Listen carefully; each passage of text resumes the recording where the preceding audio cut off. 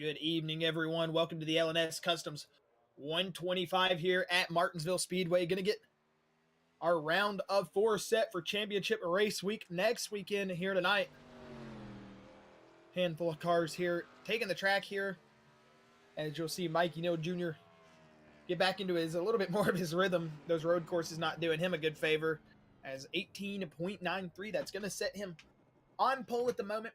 We'll see how our championship drivers here will qualify out through the field. But Chris, I know you got some points ready to go ahead and bring up to the fans. We know we've got a lot of drivers that have to win tonight to be able to get in.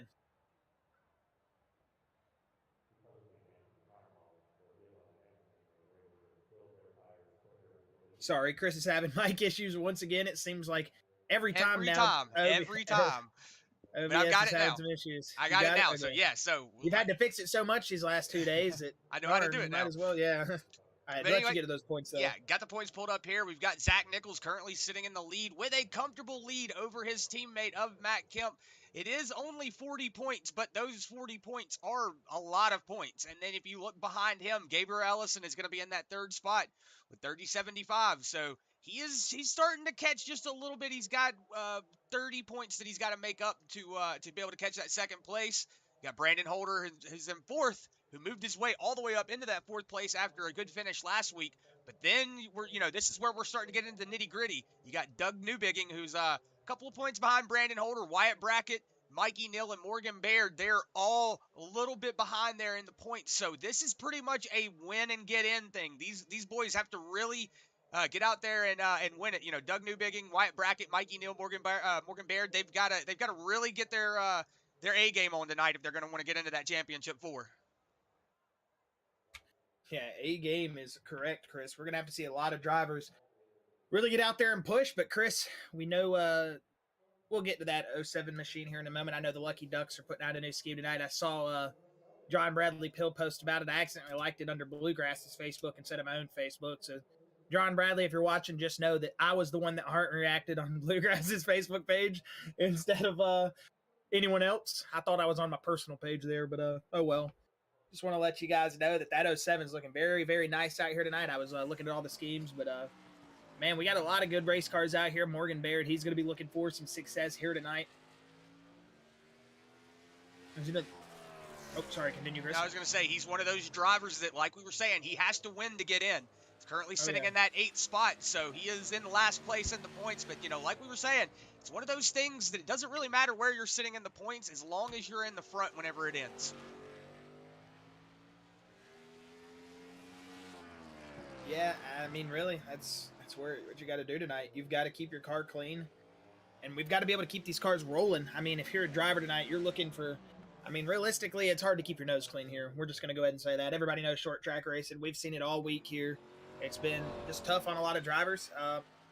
Just try not to express that bumper a little bit too much in this early run. Don't let the drivers know it's there.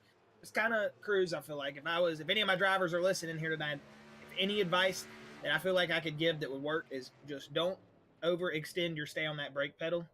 And just, you know what, let's just roll it smooth here. We got a lot of good race cars out there tonight. Last night in the Xfinity race, it came down to like 4 cars because of how many cars we had wreck out. And, it's just one of those things. It was one of those things where it looked like you were at your local racetrack, and the little Legacy, Allison, like watching Legacies. like Allison Legacies or like little Bandolero cars. I mean, it was pretty small field there at the end, but I'm expecting to see these drivers manage a lot here tonight. We got a lot of fast guys out in the field, and overall, I don't think we're going to see as many issues as possibly we saw last night and in the truck series, but we are at Martinsville, so I still think we're going to see some issues. We got what stage breaks or when again, Chris? 60 and 125? 60 and 125. Yeah, that's what I thought. So 60 and 125 is our stage breaks. 250 laps tonight. It was, 200 and 200 in trucks and Xfinity? I think it was 125 in trucks and 200 in Xfinity. Oh, yeah, you're right. It was 125 in trucks. So, yeah. We've had a good little race, for the trucks. We had a good little race for the Xfinity cars last night in here. Yeah, Gonna have another chunk of change. These drivers, I know Zach Nichols' arms are going to be burning after this with that direct drive wheel. I know he's got one of them nice Fanatec setups. We'll see how everybody's arms are doing after tonight, man. This is going to be fun. See, Brandon Holder did move himself up into that 4th spot. We're going to actually, right on board, looks like Zach Nichols might have had a setting not to his liking, so he's going to pull it back down pit lane. Man, that 54, though, every time I see that car, man, it looks so good. 54 Matt Kemp currently sporting that USA Mountain Dew car. We were talking last night about Robert Richards taking home his first win in the Bluegrass Series. So, again, want to throw a big congratulations out there to Robert Richards, man. You know, was able to keep that car clean and able to keep rolling last night. He was able to do something good. Looks like Matt Kemp might have had a problem with one of his laps as well. So he's going to go ahead and bring it down pit lane again. See if Zach Nichols can set up on this lap. Get up above Mikey Neal right now. Mikey Neal Jr. still your still your qualifying leader. As I'm saying that, Zach Nichols does jump up in front of him. So Zach Nichols currently your pole sitter. And the 77 to Gabriel Ellison in that beautiful 77 Findlay Lucky Ducks machine out there setting his first lap. See what he can set down here at Martinsville. Set himself into 4th place with that, a 19.13.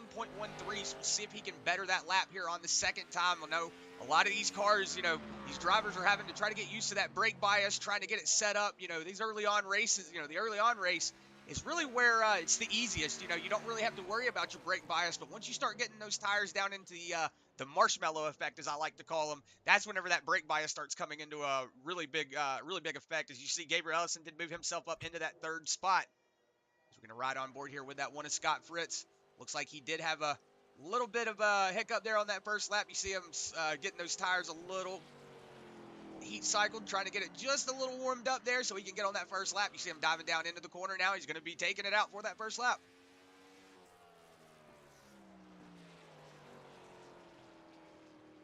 It looks like he did set himself with a 24.77, so that would have been his slower lap. But like we were saying, probably just a practice lap for him. This is going to be his quick lap, so we'll see if Scott Fritz can have anything to say and get himself up there into the top 5 or even into the pole position. Looks like he did better himself up into that 8th position, so he's going to move himself up with a 19.39. It looks like Doug Newbigging is out on the track.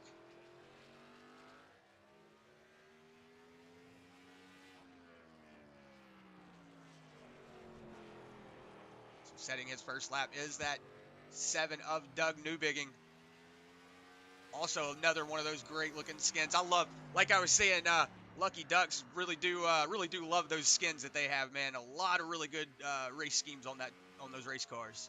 So we see it looks like Douglas Newbigging was not. Oh, he set himself up into that 10th spot. So we'll see if he can better himself on this second lap. Doesn't look like we have anybody else on the track, but we only have 45 seconds until the checkered flag for qualifying is over. And there, Douglas Newbigging going to move himself in the 7 machine up to the 7th spot. Uh-oh, this could start spelling trouble for everybody. You got 7 in the 7.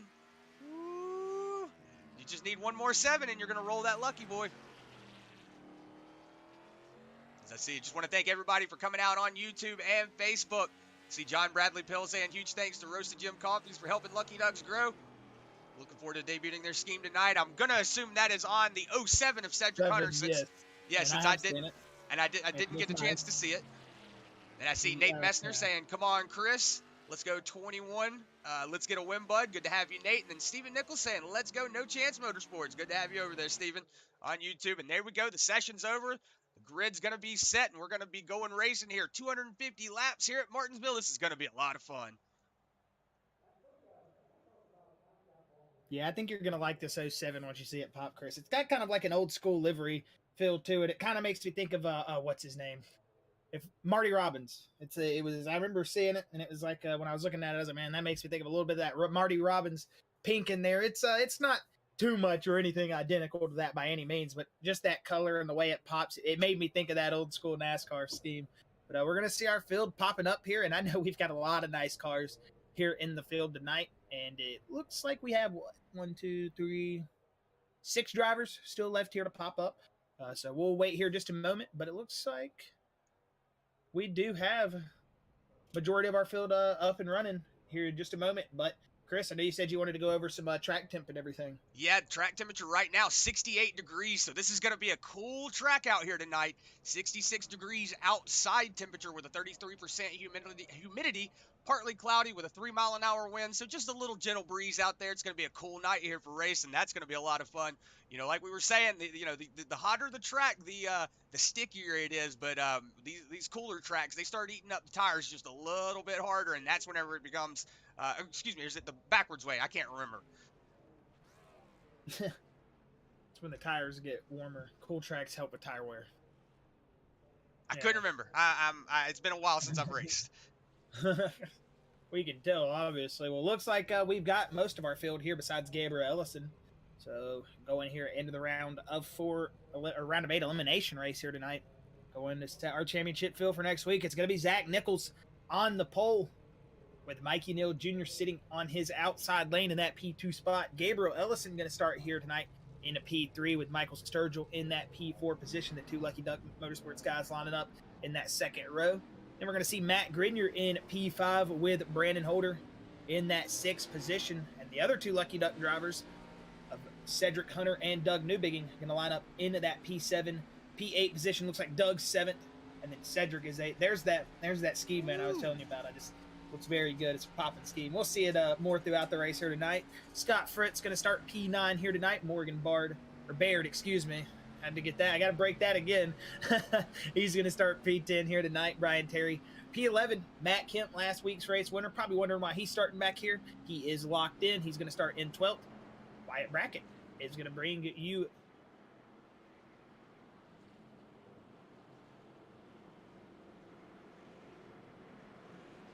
Sorry, I was listening to Jason. He was just, we're, telling the field, how we've had really late starts here. It seems like Martinsville doesn't start until you're right under the flag stand now. That's what he was just explaining to everybody. Just be aware of that. Looks like Doug Newbigging just came down pit road. No. It's just because he was on that bottom line. I was about to say, what happened there?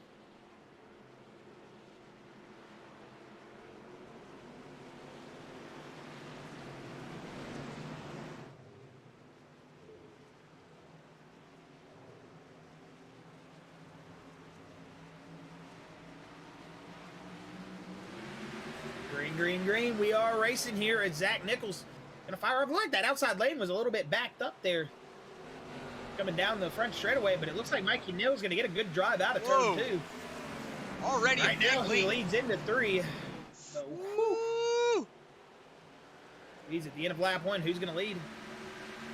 It's like Mikey Neal gonna lead the first lap. You see Mikey Neal leaning all the way down there on that 44. He's gonna have to get out of the gas just a little bit. He's going to fall back in behind that 44 of Zach Nichols. This is one of those things that we've got used to seeing. Zach Nichols up here in the front, man. He's just one of those drivers. Once he gets out in the front, you can't catch him. But Mikey Neal, if anybody's going to catch him, it's going to be that 25.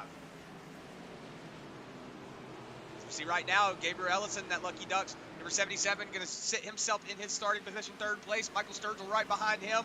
Brandon Holder going to move himself up 1 spot, and then Matt Grenier going to fall back into that 6th spot.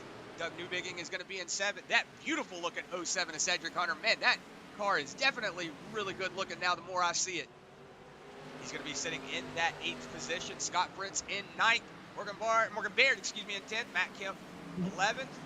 Wyatt Brackett 12th. And Brian Terry going to be in that 13th spot. But we're going to go back up here on board with Zach Nichols right now as lap 5 has just getting underway. You see, the 77. Gabriel Ellison looks like he was peeking to the outside. Decided to tuck it back in, but it looks like Zach Nichols starting to get a little bit of pull away from Mikey Neal up there, Josh. Whoa. Zach Nichols blinking a little bit. He is back. You see that 44 doing, as Josh always says, his best Houdini act. They're trying to disappear, reappear, say a peekaboo to everybody. Looks like he did come back, though. I saw Jason saying he saw the same thing right there, so it wasn't just for us. He definitely disappeared for the whole server right there for a moment. And he is going to come back. Usually don't see that from that 44, maybe just a little hiccup. You have to think these guys are sitting at a computer in their home, all relying on different ISPs and everything, so everything's not going to go smooth all the time. Seems like everybody is going to be good right now, and we're going to be rolling still here at lap number 8 with Zach Nichols out in the lead, Mikey Neal 2nd, and Gabriel Ellison rounding out your top 3 here at the moment. As So we'll see how these drivers here are going to start to manage. We're starting to see a lot of single file towards the back as well, so it seems like our whole field here just pretty much in a late model train, just cruising. I think anybody really wants to go and try to take out a push right here. This is caution's out. Doug Newbigging. Looks like he might have gotten it off by himself. The way his tire marks look, he got loose off the floor. Doesn't look like he has any damage on that race car. We'll go back and see what happened with that 7 of Doug Newbigging. This is something we were going to talk about here in a little bit. Just coming out of that corner. Yeah, it looks like, yep, just got on the gas. Whoa, Scott Fritz getting in the wall there just a little bit, but everybody going to get around it. I know Morgen Baird, excuse me, I said it again, Morgen Baird. You see him getting around everybody. And also Matt Kemp, no, he was looking at that up in front of him like, woo. Yeah, that was a little bit of a bugger factor from some of those drivers, man. You know, when you see a car getting around like that, and you're excuse me, and you're just kind of caught up in that train, man. Yeah, you see, who was that smacked the wall? Scott Fritz smacked the wall. You see Baird getting around. And it seems like everybody else is going to get around comfortably, and we're going to keep all of our cars here. And good job by Newbigging to spin it around, but gather it back up there. Yeah, a little bit of a pancake there for that one of Scott Fritz, but I think he was going slow enough that he might not have. Yeah, you see that crinkle up there on the right front. But like we were saying last night, you know, a lot of these cars nowadays, you know, they can take a couple of slaps to the walls and get away with it. Yeah, we're starting to see these cars get a little bit better here, but, you know, especially with those next-gen cars is where you're going to really be able to drive the mess out of them and get away with it a little bit more. So we'll see how everybody's going to manage here tonight. We know Martinsville's one of those tracks that, you know, you really don't got to worry about too much of the damage as long as you've got the RPMs. We've said it all week, Chris. So I think we'll see everybody be able to manage from that. We know that one machine, Scott Fritz, got into the wall. We're actually on board with him here. I see what it looks like from his perspective, man. And he barely tagged Oh, the yeah, wall. he barely tagged it. Yeah, it's not like he's... I mean, you see the right front damage. We do have suspension damage on the trucks for sure now. So I'm not sure if they've moved it in the Xfinity and Cup as well. I know we've slowly been getting more and more damage models, as it used to be in ARCA. Now it's in trucks. I'm not sure if it'll be in Xfinity and Cup yet, but it is one of those things to look out for, Chris. You don't want to hit the wall too much if that suspension damage is liable to be there. Yeah, you know, one of those things about these Cup cars, though, they are definitely a little sturdier than you know, the trucks would be, but also the Xfinity cars. I want to say the Xfinity cars have the composite body that they can take a beating on. Yeah, they do. Yeah, so our current gen cars, these I guess technically are our current gen in Bluegrass, but you know what I'm trying to say. Our next gen cars that we race in real life right now, they do have composite bodies. These don't. So you still see that that you beat it up, it's hard to get it back, you know. So. But at a short track like this, it doesn't matter. Yeah. Again, at a short track like this, it doesn't matter. Green flag back out as Zach Nichols going to get off to a Mikey great Neal. start.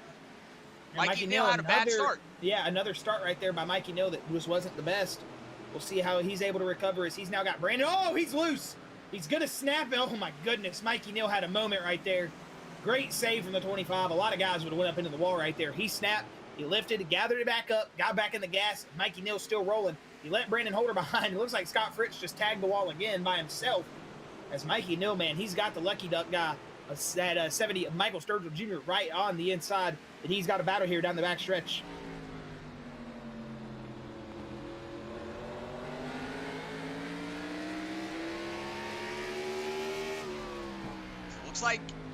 Looks like Michael Sturgill going to go ahead and get around Mikey Neal. So we're going to see, whoa, it looks like maybe a little bit of a stack up there for the 15 of Matt Greener. He got a little close to the back bumper of that 25. It looks like right now, you know, that 25 of Mikey Neal did have a little bit of a bad start, so he's going to fall back a couple of positions. But look at this, Josh. The 77 of Gabriel Ellison starting to peek his way back up in here. The last time he won was at Talladega, so he is definitely wanting to get another win under his belt here. Yeah, I would I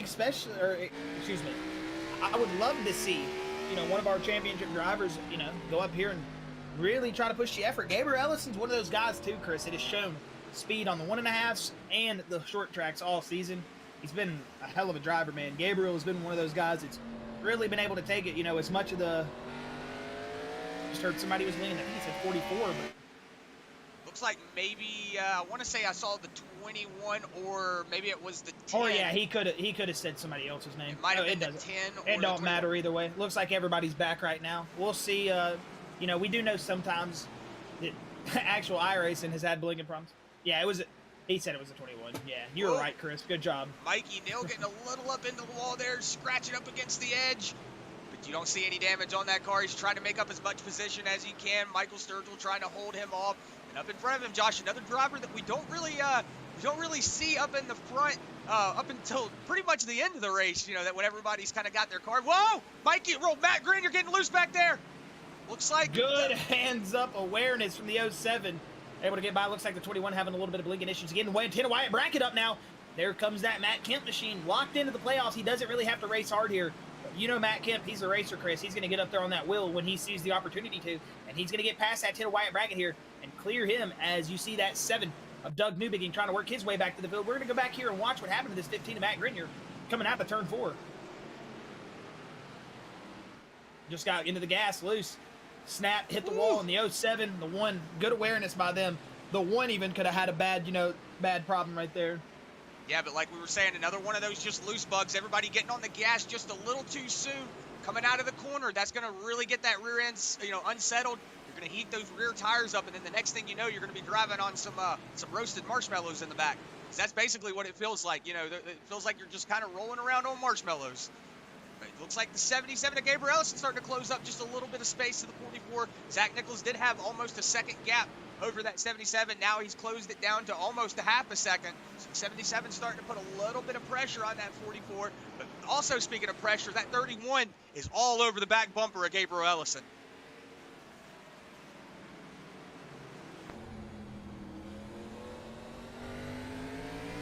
Riding on board here with that 31 of Brandon Holder.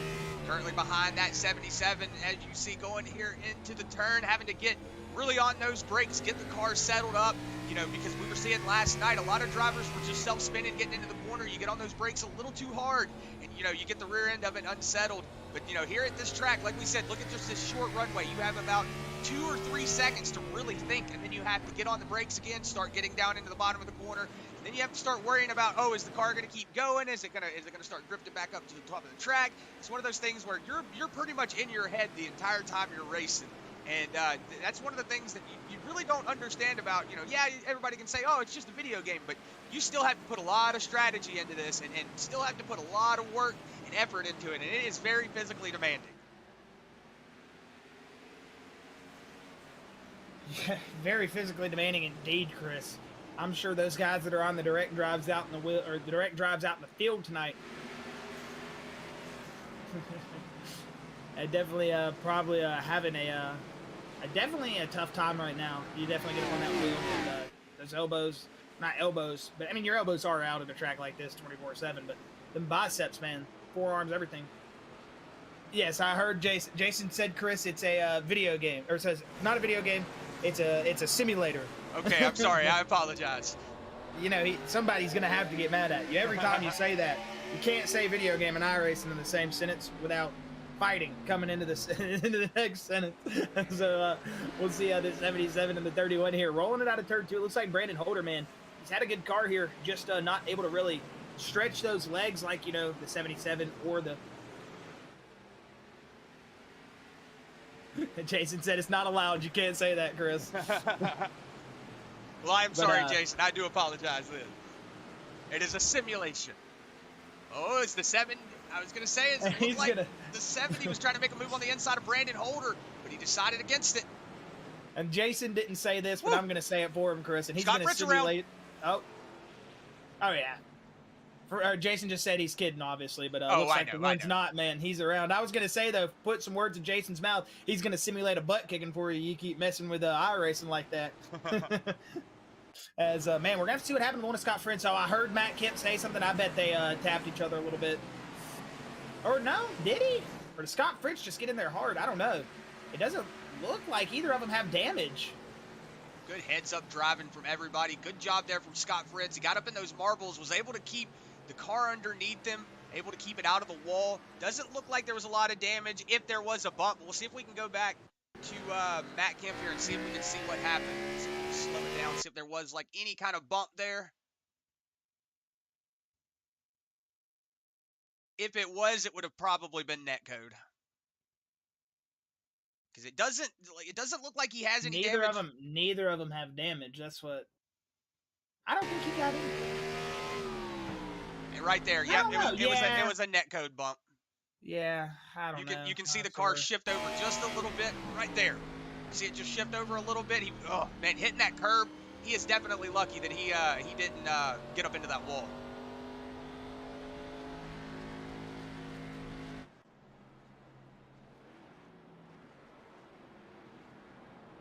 Scott Fritz was able to keep that car underneath him. Probably going to go ahead, elect to come down pit lane, get that fresh set of tires.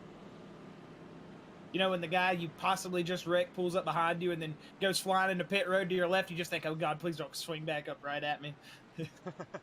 We know Scott Fritz definitely not the guy to do that at all.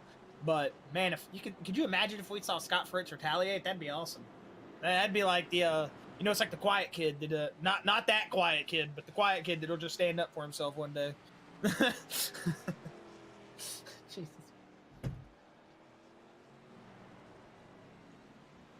All right, well, we're under caution here for the second time at lap 35. We saw Scott Fritz go all the way to the back of the pack now. He did come down pit lane, elect to take some fresh tires and fuel. He is still on pit lane right now, but did not get any damage on that race car. So it is that is a good thing for that one machine. Does look like that right side. We'll see if we can go in here. It does look like they got out there with a hammer and started beating it down a little bit. Does look like he's got it fixed for the most part. Probably out there dropping elbows on it. The caution lights are out. Pace car is going to be coming around for this time. We're going to go ahead and throw it to an LNS Customs loud pedal. So get those loud screens, get those full screens going, get those sound systems turned up if you got it. This is going to be an LNS Customs loud pedal.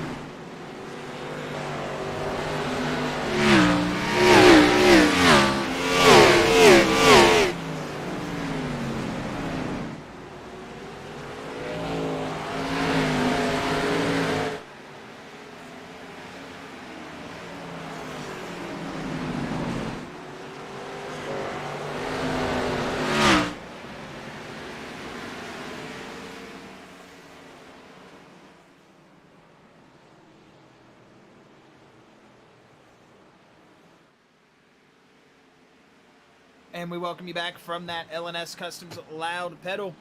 While we're under that, Mikey Neal Jr. making up the ground he lost in that early restart there. He's going to get himself back up into P2. That 25 Ohio State machine starting to look like he's rolling a little bit. We've got 12 laps to go to the stage 11 this next time by. So we'll see these guys try to make some final moves here, possibly get themselves up in position. Everybody that needs those wins and everything needs as many points they get. Whoa, 07 a little bit loose back there. 25 to the inside. He hit the 44. I mean, 44 gave him the room. Looks like he's going to move him out of the way, Chris.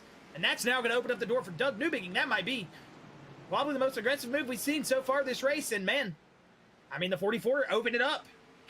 45 just took it. Ooh, that was one of those things that I was wondering. I saw him start creeping up on the inside, and then I saw that lane open up for a split second. And I was like, oh, no, he's not going to take it. And then I saw him shove that nose down in there, and I was like, oh, my goodness, he's going to take it. So let's see if that 44 going to fight back. We know Zach Nichols is locked in, so he's probably not too worried about it. But I'm wondering how much this Zach Nichols and this Matt Kemp machine are going to try to help out their teammate, the 21 of Morgen Baird. He's the only one that's got to get in and win. Mikey Neal, also one of those drivers that's got to win, currently sitting in that 7th spot. So we saw that big move there from Mikey Neal. We're actually going to go back and see if we can find that. Well, actually, we'll wait until the caution break until we go back and look at it. But man, that was a big, strong move there from that 25. Wonder if Zach Nichols is going to forget about it.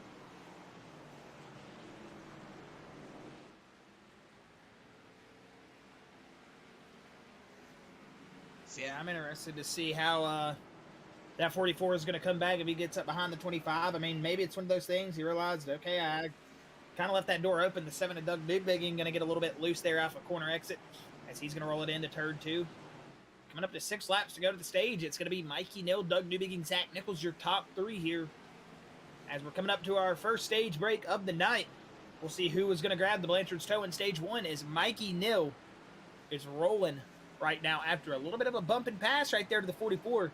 Not too much of an Earnhardt bump, more like I saw a little bit of a saw a little bit of slight gap there, and I went to the bottom of the track, and man, that was a Senna pass right there. You no longer go for the gap, you're no longer a racing driver. And that's what Mikey Neal was living by right there. He knows he's got to win this race tonight. Yeah, that's something that, we were talking about pre-race, Josh, is a lot of these drivers have to win. Zach Nichols, Matt Kemp, doesn't matter. They can park it right now. They're still in next week. But we've got 2 more spots that we've got to fill. So Gabriel Ellison, Brandon Holder, Doug Newbigging, Wyatt Brackett, Mikey Neal, and Morgen Baird. They are all those drivers that are trying to fight for just 2 positions. So you saw that 25. He had that little bit of gap open. If you're watching and thinking, oh, that was a little shady or something. I mean, honestly, the gap was there, and he tried to take it. The 44 did try to pinch down and block it. But, it was one of those things where it's just there's so much momentum, so much speed, everything's happening all at one time that, it's just one of those things where it's controlled chaos, I guess you can say. Whoa, Mikey Neal now getting a little loose. Yeah, I was going to say, Mikey Neal, and that's pit road closed. Next time this stage will... Oh, Mikey Neal loose again! He might be losing the rear tires, Chris. Here comes the 7 of Doug Newbigging. The inside of Doug Newbigging is... Oh, excuse me, to the inside of the 25 is Doug Newbigging. Did you see the 25? This is going to be hard trying for to pitch. Oh, they time to make contact. 7 going around. A little bit of contact there on the wall. This is your stage. We're going to use this as your stage. This is going to be your stage break. Man, Mikey Neal trying to lean on that 7. You see him going to back it up. Just get it turned around. Stay out of everybody's way. Made a little bit of contact with that wall, but was able to keep that car underneath him. Man, just really aggressive driving here at lap 59. Indeed, we'll watch that again. The 25 to the outside lane. I'm not sure what they're going to call that.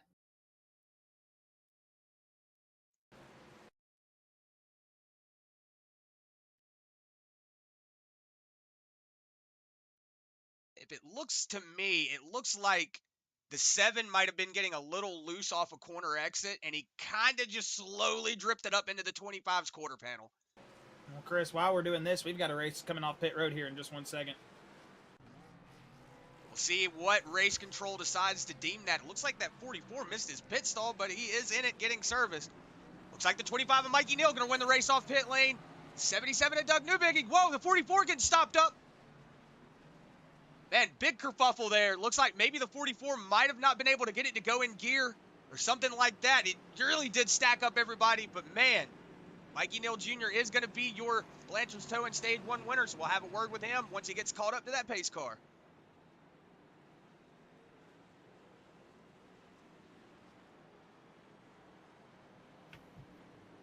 All right, yeah, we're going to go ahead and have a word with Mikey Neal. See what he's got to say about that stage win.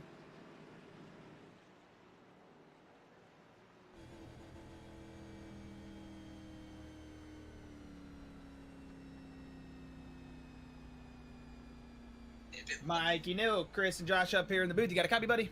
Yeah, I got you. Man, well, we just saw you pick up the stage 1 win. A little bit of contact there between you and Zach, and then a little bit right there coming out of whatever it was, turn 4, excuse me, with the 7. Man, I just heard race control say racing incident. How does it feel to pick up the stage, man? And you're going to be holding on to this first place position here coming to the restart. Feels really good, at least getting out on track position. It is what it is. Did my best there. Was able to drive to the front with fresh tires, but now I got to maintain it. So. Heck yeah, man. See the pace lights off. Sorry about that, and we'll let you get back to racing here. Congratulations on the stage, man, and good luck. Appreciate it. Have a good one. And that was Mikey Neal Jr. We're speed running that interview, Chris. We did good right there. Mikey Neal, you could hear him start picking up the pace with his words. That was funny. As they're going to come to the restart zone here. Mikey Neal going to fire off a little loose from the 25. Oh, a little bit. Man, it just seems like whoever gets in the lead tonight is going to be flickering, aren't they? 77-31 leaning. As they're going to get out of turn 2 here. The 71 going to extend out in front of the 31 of Brandon Holder. He's currently in third as the 2 Lucky Duck guys going to go to attack on the inside of that 31. You see the 44 right to the back bumper of the 25. We'll see if the 44 has a selective memory here, or if he's going to, forget it and just race this 25. This is where we're going to see if Zach Nichols has a short memory or not. It doesn't look like the 44 is really trying to apply the pressure that much right now. We could definitely see a lot more hands-on drive. Whoa, trying to lean it out there. I see what he's doing. He's trying to confuse him. He's trying to say, hey, I'm going to poke to the outside, make Mikey Neal try to go up there and block that top lane, and then he's going to dive back down underneath him. That's what I'm trying to. That's what I'm sensing that 44 is trying to set up. Here it goes, pass to the inside. 44 to the inside. Zach Nichols going to take it. Let's see if 25 tries to pinch down. It doesn't look like he's going to pinch him down, but the 44, that's a drag race down the front, or backstretch, excuse me, going into turn 3. See if Mikey Neal does pinch it down there a little bit. No, he doesn't. Riding that middle lane. Got a good run back on the outside, Mikey Neal does. Yeah, he did lead that lap. He made a little bit of contact with the wall there down the front stretch. I thought for a second it was going to throw him down into the 44. They're going to straighten it out. Throw Morgen Baird around. The 10 of Wyatt Brackett, big crash.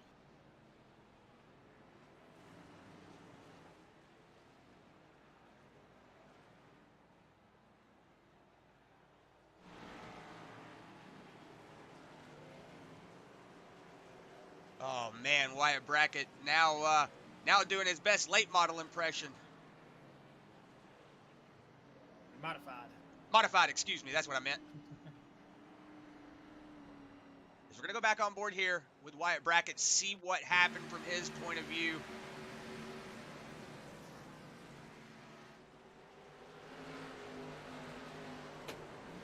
Oh, just a slight bump. I mean, it was just an ever so slight bump from that 10.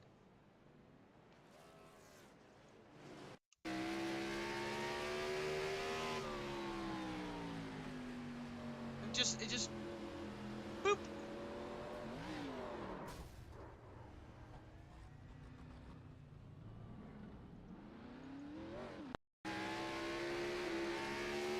We're right on board here with that 07. Is Cedric Hunter going to see it up in front of him happen? Just that little slight bump there from the 10. 21 going to get him around. 10 getting in the wall. Just a little bit of a tap there from the 07. Yeah, the 07 has just been all up in the mess tonight, man, with all these wrecks. And that's he's done a good job to get himself out of it. Yeah, and that's the bad thing about a track like Martinsville. You have a car go around, it's pretty much impossible to keep it underneath you and to be able to escape it. So seeing a lot of these drivers escape some of these wrecks is definitely some good hands-on driving.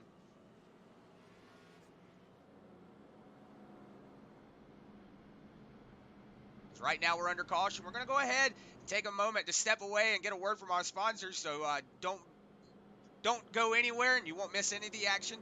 Brought to you by LNS Customs.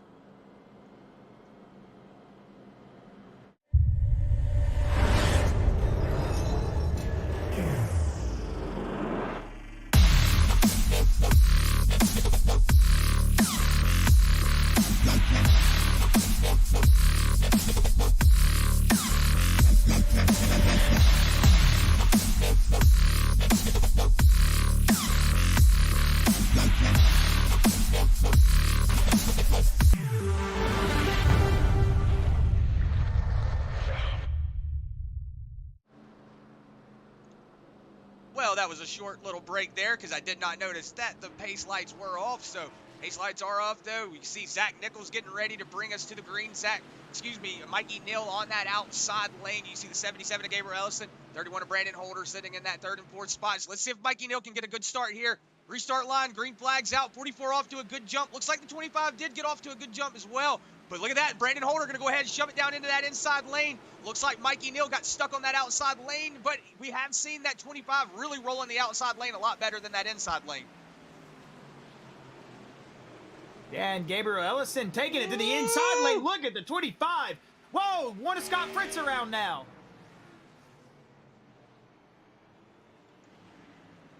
Oh, is he listing?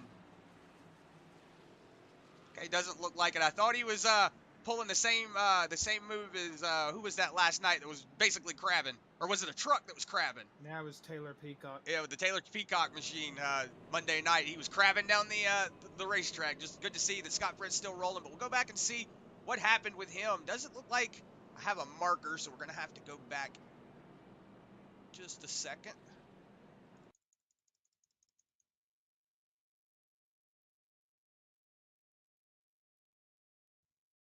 And I heard Cedric Hunter taking blame for it, and yeah, it looks like he did.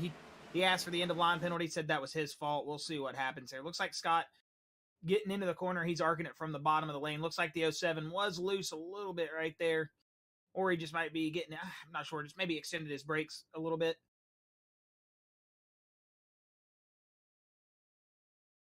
Yeah, and you see right there the 07 getting in the rear quarter panel, the 10 trying to get it checked up, the 21 getting into the back of the 10. See Morgen Baird getting locked up there. Brian Terry might have got through by the skin of his teeth. Just a little bit of a tap there. Looks like Morgen Baird did get lucky. Did not take a lot of damage on that shot to the 10, but it looks like Wyatt Brackett went ahead and pulled it to the hauler. Yeah, that car was pretty beat up. Yeah, and then taking that really big shot to the rear end, that could just go ahead and seal that deal. That is unfortunate for that Wyatt Brackett machine, but hey, Wyatt, man, don't hang your head. You have been showing really solid pace all season, man. Don't hang your head at it, and hopefully a race winner this season too. Yeah, hopefully we see you back next season, man. You and David are definitely showing a lot of speed here lately. Yeah, I bet you David's gonna take the credit for that. I taught him. So here at lap 77, we are under another caution. But it's one of those things that you kind of expect here at a track like Martinsville. You know, we've already had 5 cautions, barring one of them was the stage break caution. Well, technically, it was a caution that was brought out on the lap that should have been the stage break. But it was considered the stage break, so it was 5 cautions so far.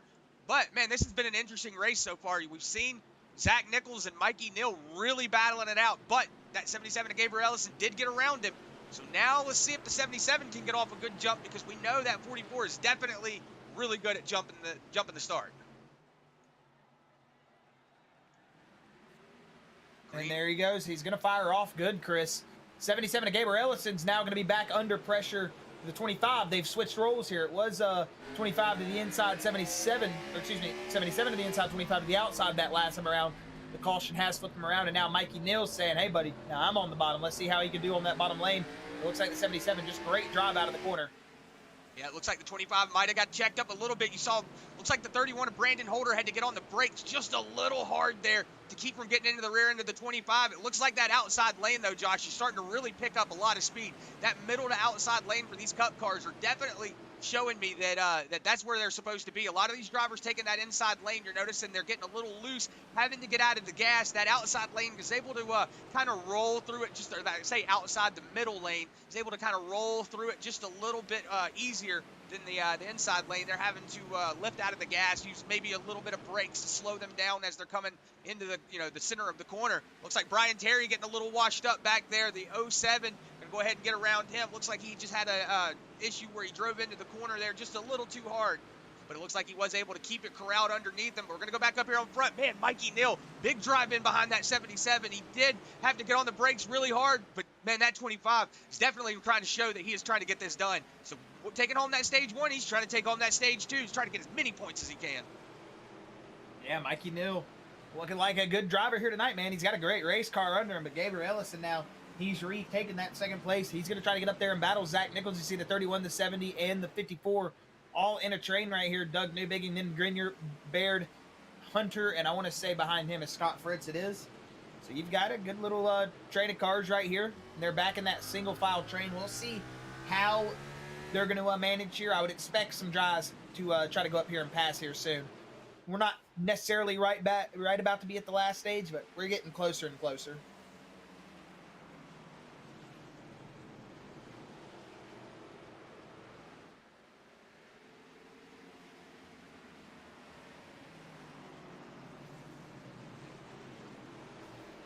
Yeah, Josh, one of those things that I was just saying is, they're going to have to try to make up as much position as they can within, the amount of time they have. But I wouldn't see any crazy moves or anything like that until about lap 115, 10 to go to the stage break. That's where you're going to see a lot of crazy moves. Wondering if these guys have enough fuel. They were able to make it to the stage break the last time, so they should be able to make it to the next stage break. We know these Cup cars, they're a little easier on gas than the Xfinities. That's why, nobody was there last night. It's kind of expensive to run those Xfinity cars. Oh, yeah, they are pretty expensive to run, man. We had a short field last night, but, right now, looking very, very, very solid. As, we've gotten a little bit of our early cautions out of the way. It seems like right now these boys want to go racing. We will probably, like I said, in the next 20, start to see these guys really crank it up. Next 15 at max, I would say. So they're going to start picking up the pace and really try to get to where, the stage does end at 125. So we're trying to see if possibly here in the next 15 is when they start to go to try to set themselves up for those last stages. Yeah, I saw John Bradley Pill saying, when does this stage end? It will end at lap 125. So actually, technically going to lap 126 will be when the stage is, barring we have a caution like we did last stage break.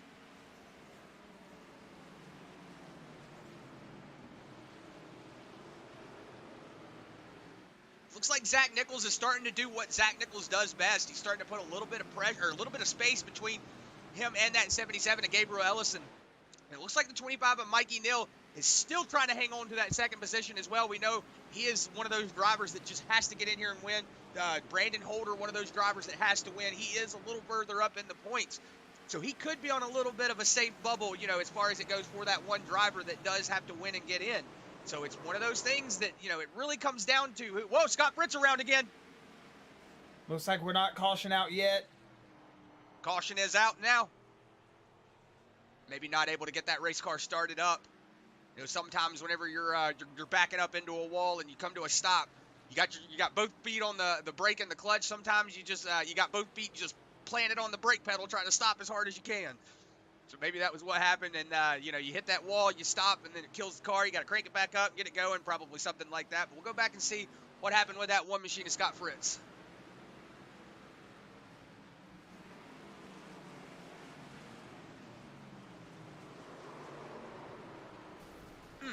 Big hit there.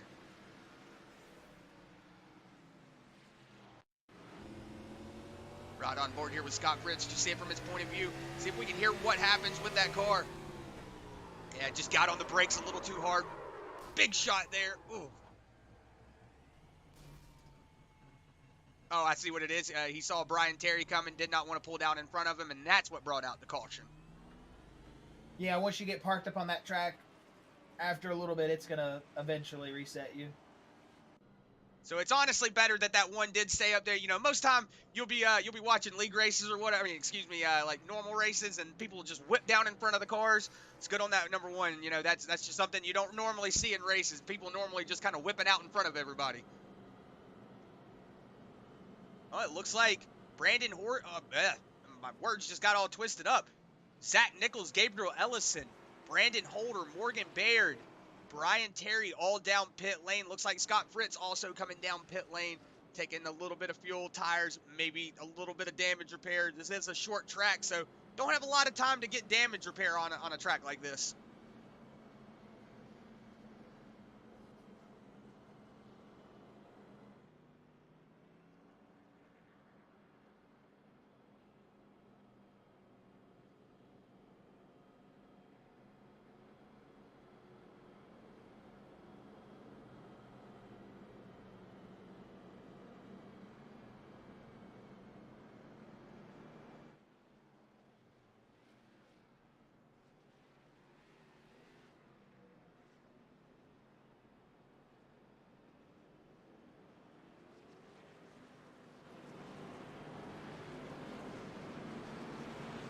Looks like we are starting to get stacked back up here. Pace lights are off. Gonna hear race control telling everybody, get them tucked up. Pretty much be riding in that passenger seat with that car in front of you. People don't understand, you know, your restarts, you know, a lot of drivers don't understand, but you being as close as you can on those restarts, you know, everybody's scared the driver in front of them is not going to get going. But, you know, being up on that back bumper is really good because you can start pushing that car in front of you if they aren't bad start. Whoa! As I was saying, big stack up on that inside lane. Looks like the 7 of Doug Newbigging got a little bit, is that, yeah, the X7 of Doug Newbigging got a little loose. Couldn't tell if that was a 77 or the 7. So many 7s on the top of these cars, I can't tell. But Doug Newbigging getting a little loose. He did take a little bit of a shot there from, I want to say, Zach Nichols behind him, but was able to keep it rolling. Zach Nichols on those fresher. No, it was the 07. I want to say his teammate got into that back bumper of him. See if we can go back and see what happened there with that 07 on that restart.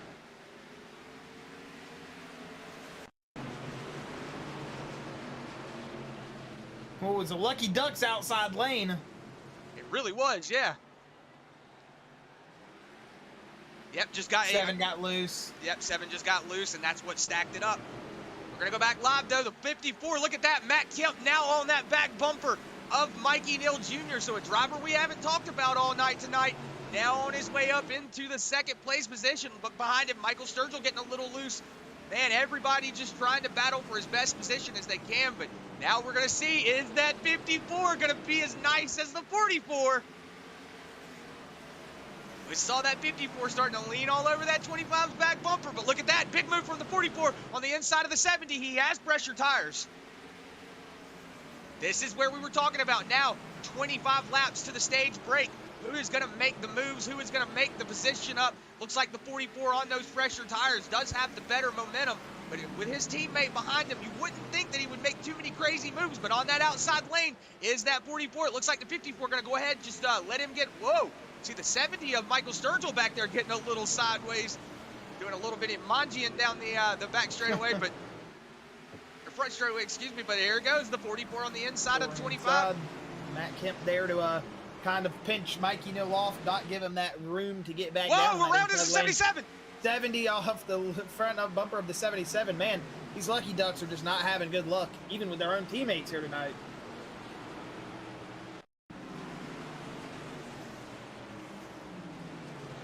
It was the 77 and the 70. Well, I can't find it. Oh, there it was. Well, we're going to go back live. Sorry, don't have the exact marker, but we are now on board. Here with Zach Nichols, going to go back up front. Man, look at that. Matt Kemp, 25, still battling it out 2 by 2. And then look at that, Josh. Look who is slowly creeping his way up into the picture. Morgen Baird, he needs to win to get in. No questions asked. There's no way he's going to get in unless he picks up a race win tonight. Yeah, you saw him trying to make a big move to the outside there of the 31, but it looked like Brandon Holder did slowly creep up in there, and you saw the 21 having to get on the brakes just a little hard. You saw that 77 start really creeping up to that back bumper a lot quicker than normal, so you're seeing a lot of people getting on the brakes. Ooh, we're watching this 54 and this 25 sitting here battling side by side. You know that 44 is definitely loving what he's seeing behind him. He's going to be able to make up a lot of track position with these two guys battling behind him. But now here it goes, the 31 of Brandon Holder on the inside of the 25. Mikey Neal's probably wanting to get down to that inside lane right now.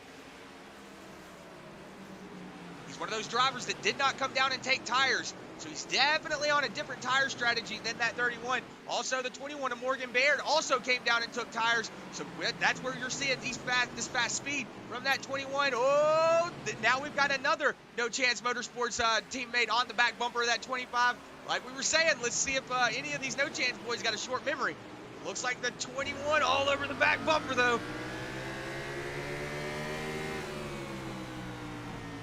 Yeah, I'm sure we won't see anything from any of the No Chance guys. I mean, unless it's just a racing incident with all these boys racing hard. I don't think we're going to see anybody try to get any shots back at Mikey Neal. Everybody knows that was a racing incident. Whoa! A little bit of a stack up there. Looks like maybe the 25 had a bad corner entry, and then the 25 was trying to basically do the same thing he did, trying to get underneath him. but the 21 was not able to make that stick, but he is still going to find himself in that 5th place right now. He's just going to have to get collected back under him. He's got a little bit of separation between him and the 25, but look at that. The 31 of Brandon Holder now going to move his way into that that second position. I was going to say his number, and then I was going to say Matt Kemp's number, and I'm just getting all kinds of tongue twisted with my words. The 31 is going to get around that 54. You see right now, 25 of Mikey Neal is now starting to slowly close up to that 54. So maybe those little bit of tires are starting to even themselves out. Yeah, and we're starting to see these guys get close here to the end of the stage. 15 laps to go. We'll see if any of these drivers start to try to extend what little bit of tire life they have left to try to get up there and battle for that other position. Zach Nichols, Brandon Holder, and Matt Kemp going to be your top 3 at the moment. Mikey Neal looking on the outside. He is who won stage 1. You're right on board with that no chance of Morgen Baird, who's starting to pull up behind that 25 again after his moment out of turn 4 a moment ago. But he's going to get the roll and that race car right back up behind him. And he's got a no chance sandwich right now. Does that Mikey Neal machine with Matt Kemp and Morgen Baird on his in front of him and behind him. Yeah, as we've got almost 17 laps. It's actually 17 laps to the good. Nope, I take that back. 12 laps to the good. I am so bad with math. 12 laps to the good till this second stage is over. But we see right now Brandon Holder is slowly starting to pull away from Matt Kemp, but not pulling away from Zach Nichols. Zach Nichols is not pulling away from Brandon Holder right now. So that's something that we're watching right now. Brandon Holder, like we were saying, currently sitting 4th in those points. He has to win to get in. So it's wondering if Zach Nichols is going to be able to hold off these boys. We do know they are on the same set of tire strategy. So now it's really going to come down to 10 laps to the stage break. This is where it's going to come down to, the time and the tire position. Who's going to have the better tires? Is the 31 maybe eating his equipment up just a little too hard trying to catch Zach Nichols, or is Zach Nichols just on a cruise right now? We know that Zach Nichols is definitely really fast when he gets in the front. Would Brandon Holder have to win to get in? He's 4th in points. He's just got to finish everybody else above everybody else below the cut line, right? He is above everybody on the cut line. He is, I want to say, 14 points above Doug Newbigging. So he's just literally got to finish above Doug Newbigging and behind. Yeah, he's got anyone to that's He's got to finish above Gabriel Ellison and Doug Newbigging. Obviously, they're not going to make enough points to pass him in points if they're 14 plus behind. So I don't think he's got to win to get in, but he's just got to have everybody else finish bad behind him. I mean, Brandon Holder is one of those drivers that is pretty much sitting on the cusp of cutoff. But, like we were saying, Mikey Neal, Wyatt Brackett, who is currently out of the race, Morgen Baird, and Doug Newbigging, those are all the drivers that are on the outside looking in. So, as it's talking about looking in, looks like the 77 of Gabriel Ellison went to move on the inside of the 21. Now the 21 tucked back up to the back of the 25. Let's see how long Morgen Baird decides to stay behind that 25. Whoa, Mikey Neal getting a little loose. He's going to take the inside. The 25 is going to have to get out of the gas. That's going to open up the door for the 77 as well. So now it's a no chance. 1, 3, and 4. So now just got to catch up to Brandon Holder. But right now it looks like Brandon Holder about 2 seconds out from Matt Kemp. Then a second in front of him is that 44 Zach Nichols. Yeah, Zach's doing a good job. 8/10 out in front of Brandon Holder, but Brandon Holder's starting to reel him in slowly like a big old fish. You just got to keep trying. Keep working it. And it looks like Holder is doing that. He had it down to 7/10 out of turn 4, but here rolling through turn 2, back up to a second. And then here out of turn 2, back down to 7/10 of a second. So it's crazy to see. It looks like Zach is definitely extending the roll through the corner a lot more. But Brandon Holder's able to bring speed off the corner, if that makes sense. It looked like that last corner, that 44 of Zach Nichols did get a little sideways coming out of turn 2 here. He was really low down the track. Gabriel Ellison. Morgen Baird around. Morgen Baird around.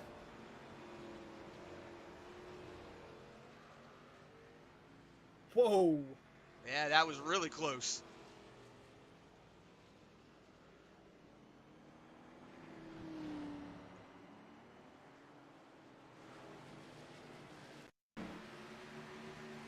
They're saying it looked like Morgan had like a weird issue right there. Let's see what happened. Like his computer froze or something is what I heard. Oh, yeah. His rig or something definitely disconnected. Yeah, something definitely happened to that 21.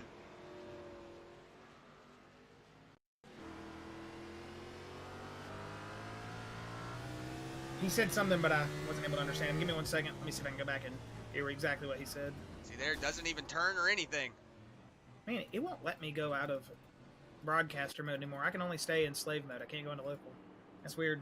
So coming down pit lane is pretty much the entire field. I think he might have said something happened. Computer froze or something, though. But you definitely saw he drove up. Was apologizing, make sure he wasn't getting anybody else collected. But yeah, Chris, like you're about to say, Zach Nichols got into his pit stall real fast there. He should win this race off pit road. Getting word from Victoria Taylor that his screen went black. That's what I heard. I heard something to him say maybe black. I couldn't tell exactly what he said, but yeah, screen went black, man. We know what that's like. I've had that happen multiple times. Mine is, my big thing is screen goes black, you come back in like windowed borderless or like windowed mode, whoa. And it's like Zach Nichols speeding off pit road. Is that going to be the stage break? Oh yeah, they didn't even say anything if that was the stage break. Jason, if you can clarify if that's the stage break for me, that'd be great.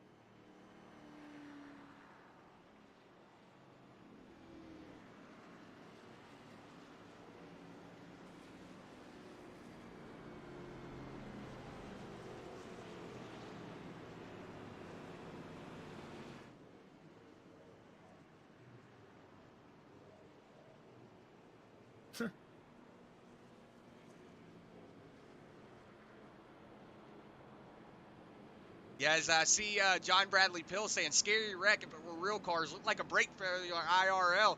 So that's what we'll just chalk it up to. We'll just say had a little bit of a brake failure. They had to bleed the master and slave cylinder. We got it going again now. John Bradley Pill, thank you for the kind words, buddy. Like we were saying, I want to say that was the end of the stage. So if it was the end of the stage, that would have been. I mean, they haven't a said Zach anything. Nichols stage win. So they haven't said anything yet. That's the thing. So I guess, I mean, that would have to be the stage, right?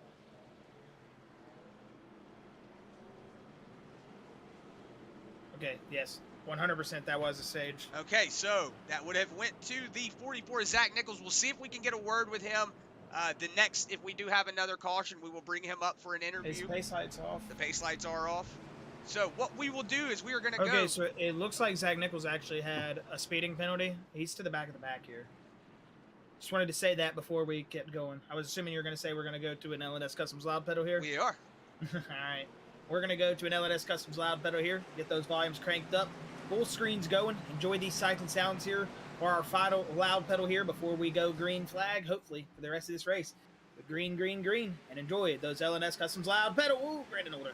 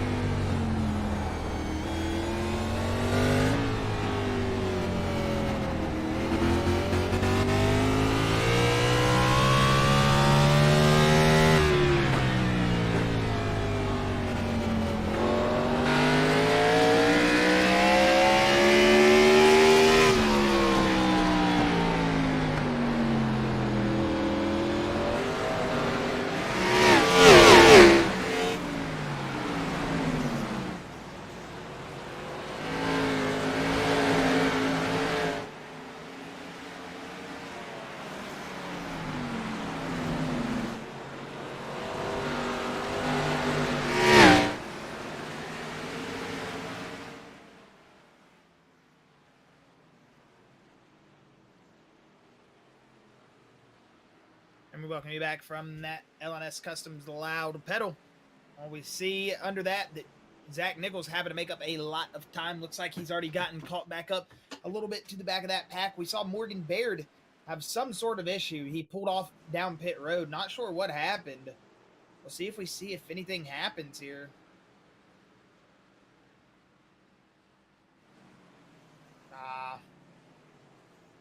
And after all the other frustrations, I'm sure he was just down to call it a night right there. Unfortunate for Morgan, man.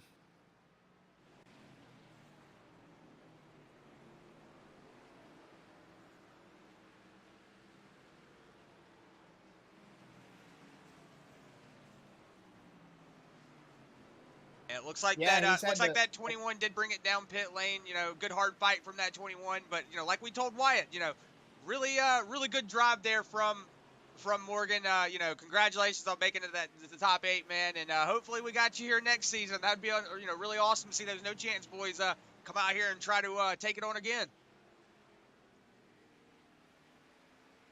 Oh, you see Mikey Neal, Brandon Holder back there, pretty much in unison spinning those tires up.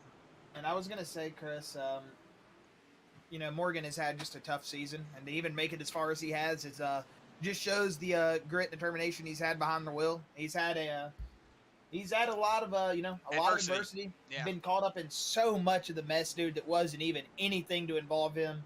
And still to make it this far, almost into the round of 4, was up there close to getting into the top 3 there before the final stage. I just gotta say, man, an excellent season from him, and nothing to hang your head at, Morgan. A lot of your adversity was, stuff that you could not really avoid as a driver. It was just, caught up in the wrong place, wrong time. But man, like Chris said, hopefully, you reboot for next season. Still got one more race left if you're out there on Charlotte next week. But other than that, man, just a great championship run from you.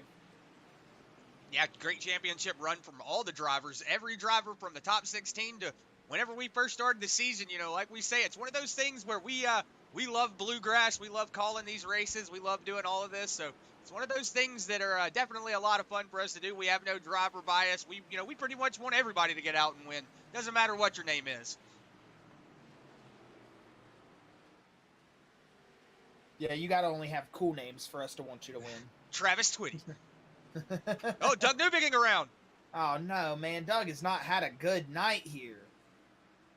Looks Self-spin, it looks like, for the 7. Took the same shot that 21 did. Wyatt Brackett as well, took that shot earlier.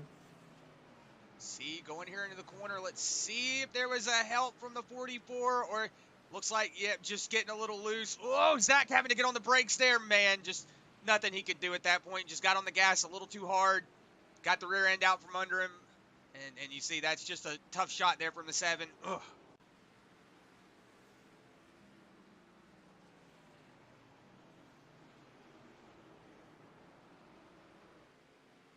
One of the things that, we were wanting to point out, Josh, is a lot of people, we've seen a lot of spins coming out of the corners like that, and that's something that you have to watch out for. Those corner exits are definitely kind of tricky because the banking, you don't really think that Martinsville is banked, but it is. It does have just a little bit of banking to it. So when you go from that transition on that bank, to, go back up on that track, the rear suspension just gets unsettled. And, it just lets that rear tire just lift up ever so slightly off the ground, start spinning, and then the next thing you know, you're going around. Looks like Brian Terry going to be on that outside lane. We see him going a lap down here. See Mikey Neal pulling up behind him. But one of those drivers we always say, love to see out on the track. Brian Terry, man, always doing race control. Then he gets out here on Wednesdays and gets out there and just tries to race with them. Love it. Love to see Brian Terry out here on the track. It looks like Matt Kemp now extending his lead. Locked in, man. That'd be tough for some of these boys that have to win to get in if they weren't able to beat Matt Kemp. Or, they've got Zach Nichols where they need him at right now here with 100, minus 100 to go. I should say 90 to go here. But, man, it just stinks. You got to get up there and not only beat one of them, but beat 2 of them sometimes. All right, well, Josh, I want to point out something. Right now, I'm looking at the stats just as you were talking, and I'm trying to add math up in my head. But it looks like, it looks like right now that Zach Nichols, of course, we know Zach Nichols, Matt Kemp, both locked into the championship. So it's going to be a battle between right now Brandon Holder, Mikey Neal Jr., and Gabriel Ellison. These are going to be the 3 drivers that are really trying to hold on for that position, hold on to get up there and do it, because right now Doug Newbigging, he's at the back of the field with a lot of damage. Then you also saw Morgen Baird. He came down pit lane. He is out of the race. And Wyatt Brackett also out of the race. So Mikey Neal, Brandon Holder, and Gabriel Ellison right now are pretty much your 3 that you're looking at. Unless, hey, I'm not trying to count Doug Newbigging out at all either. I've seen crazier things. I've seen Zach Nichols, drive all the way up through the field and with a busted up race car and take second place in a race. So, it's one of those things where I've seen crazier things happen. So I'm not going to speak too early, but right now it looks like it's going to be a battle between Gabriel, Brandon, and Mikey for that final 2 spots.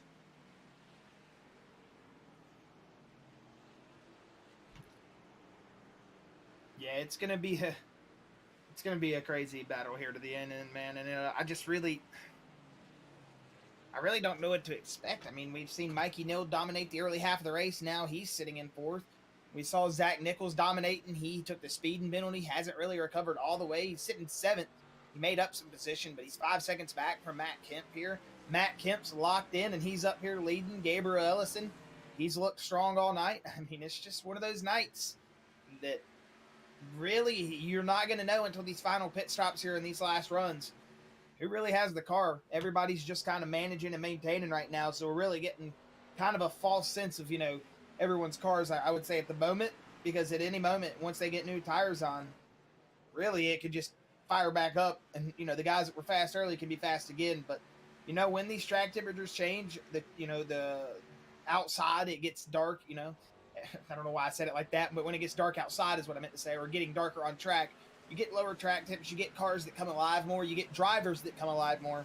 So maybe we'll just see some of those drivers who were waiting for the lower track temps or waiting for, whatever it may be, and now looks like some of them are ready to go. And Gabriel Ellison, he's sitting in 2nd place still. A little bit of damage on that right front machine, or right front fender of his machine, I should say, is it seems like we've got a good little gap between our top 4, about a second, 6/10, 7/10 between each of them.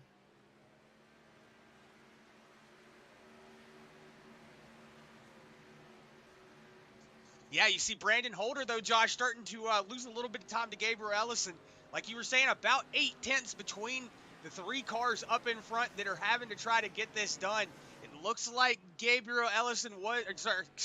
Newbigging was able to get around the one of, as I've seen him called, Scoop Fruits, was able to get around Scott Fritz, but we've also seen that one machine having a little bit of self-inflicted gunshot wounds himself. But hey, we know Scott Fritz is one of those drivers, when you get him out on a dirt track, though, he is nasty.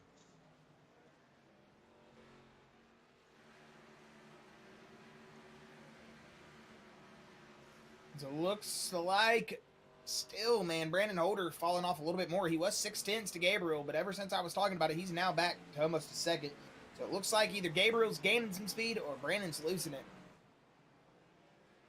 Yeah, I saw Stephen Nichols a little bit ago saying that Kemp has found his rhythm. He definitely has, now out to a 1.5 seconds over Gabriel Ellison. So you're starting to see him slowly pull away.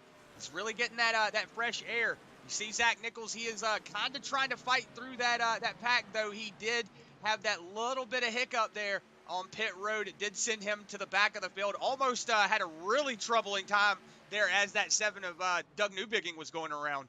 So it's one of those. It was one of those moments where the 44 Zach Nichols, he was definitely glad that he didn't get involved in that. But right now, that 07 of Cedric Hunter, man, the more I see that car, the more I love it, man. That car is definitely a really good paint scheme. So yeah, the 07 John Bradley Pill, I give it 2 thumbs up, man. That's definitely a really good paint scheme.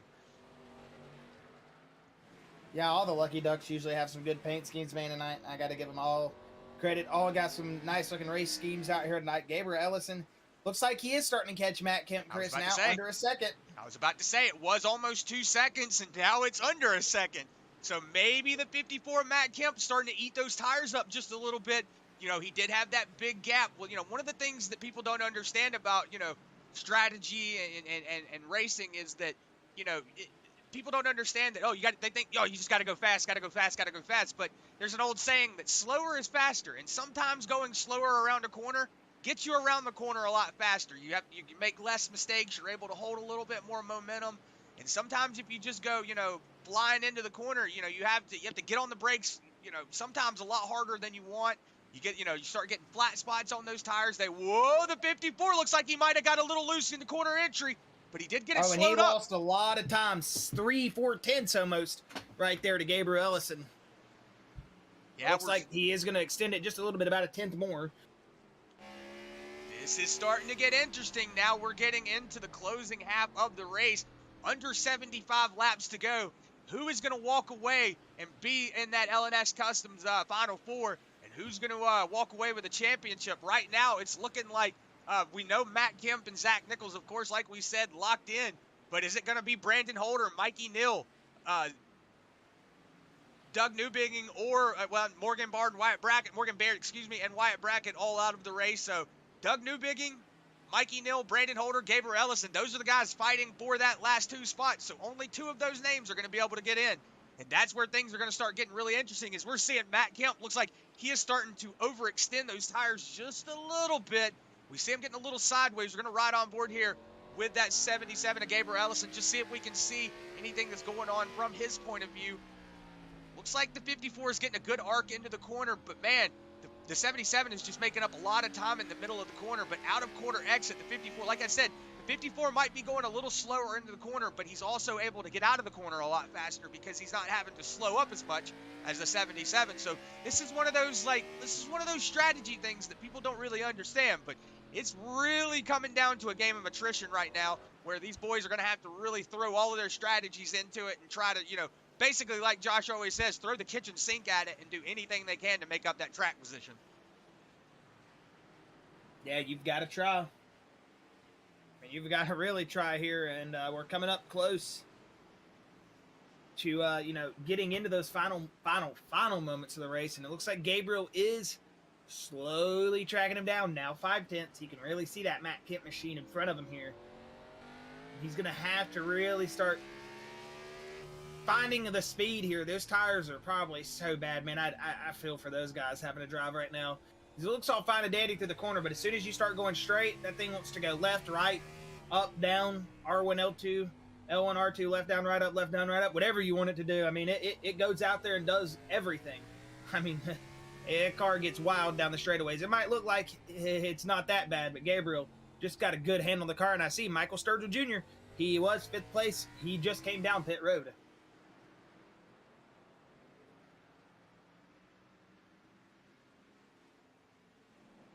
Yeah, it looks like the pit cycles are already starting early. Michael Sturgill going to go ahead and try to pull that trigger, see if he can make up some pit time on these boys. Know they're going to have to come down pit lane here before too long. Looks like Cedric Hunter also going to come down pit lane. So it looks like the 2 Lucky Duck boys are going to come down pit lane. Wonder when Gabriel Ellison is going to come down as well. You see that big bump there on pit lane? I've never noticed that. Man, that was a huge bump that 07 just went over. Right now, riding back on board here with Gabriel Ellison. Notice he's starting to lose a little bit of time to that 54. Man, you're wondering if that 77, Josh, you were talking about cheat codes or whatever. He needs to start, up, up, down, down, left, right, BA start. Maybe get that Konami code or something going, because got to have some extra lives or something to get up there and make up some time. Because right now, this is starting to look like it's getting really hairy.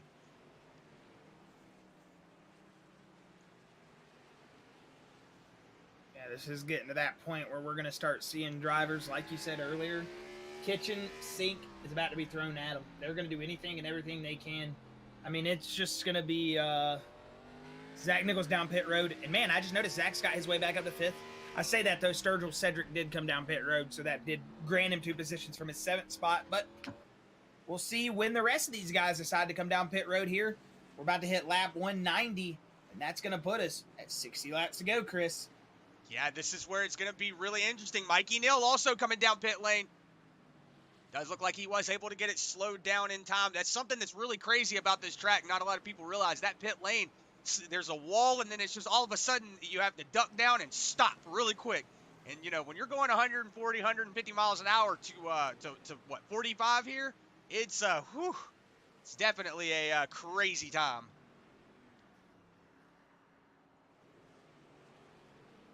See Mikey Neal now pulling into his pit stall. The 54 still out in the lead. Gabriel Ellison is still trying to, there he goes, coming down pit lane. The 77 gonna go ahead, bring it down pit lane, try to undercut that 54, make up just a little bit of time here. He's gonna have a good pit stop to be able to undercut him. But it looks like Matt Grenier gonna go ahead and pull himself up into that 3rd place. But you see that 07, he is currently a lap down, but he will get that lap back as soon as everybody comes down pit lane.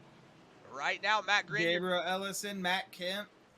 Matt Kemp coming down pit lane. Looks like a little bit of a lockup them from the 54 there.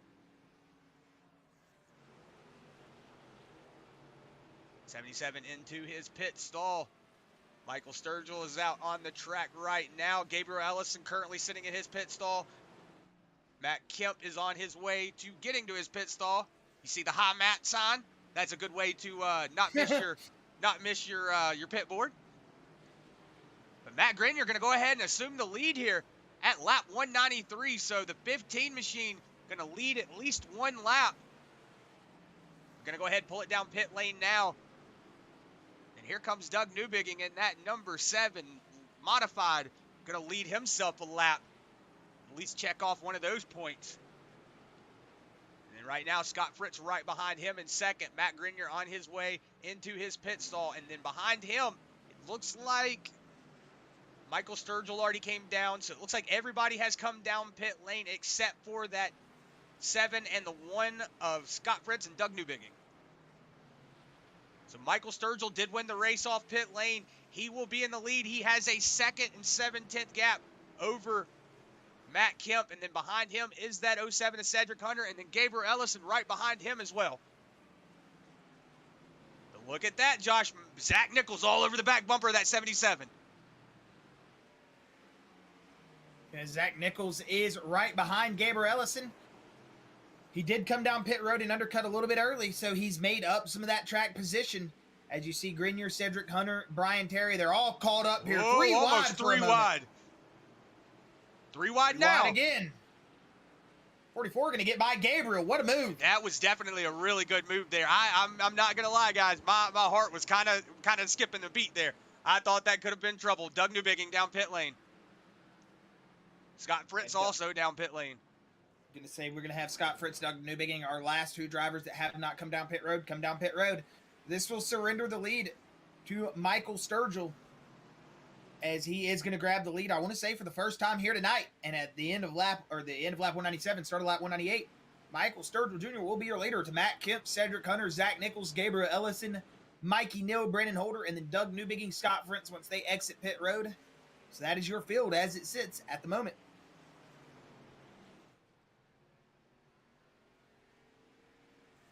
Here at lap 199, you see it looks like Michael Sturgill is starting to lose a little bit of time to Matt Kemp, and then Josh, look behind him.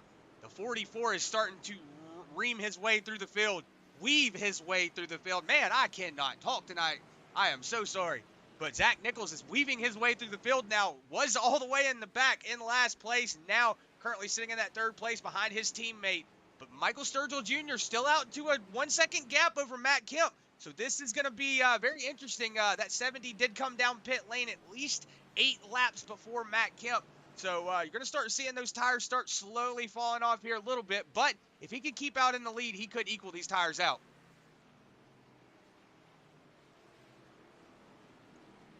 But as we've got the field kind of spread out here at lap 201, going to lap 202, we're going to go ahead for the final time tonight, take a step away unless we have another caution.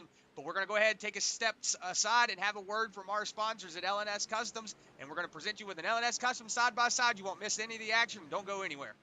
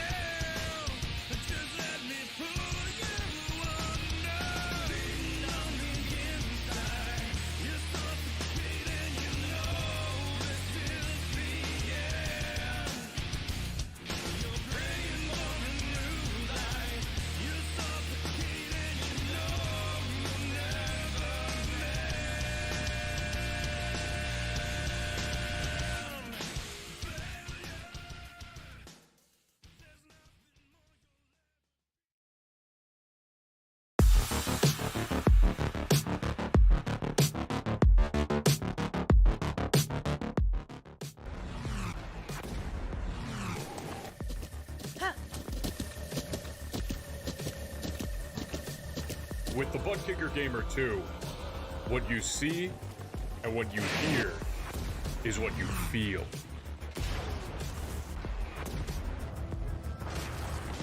ButtKicker. The future is feeling.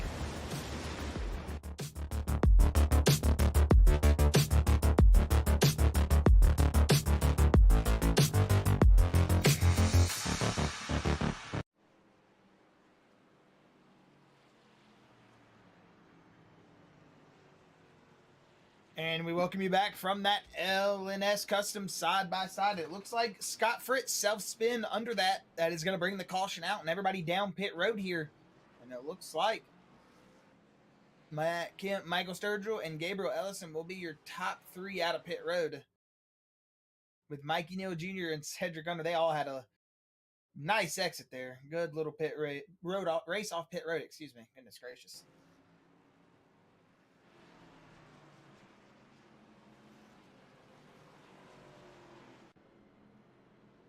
So, Josh, this is where things start getting really interesting, and everything starts coming into play.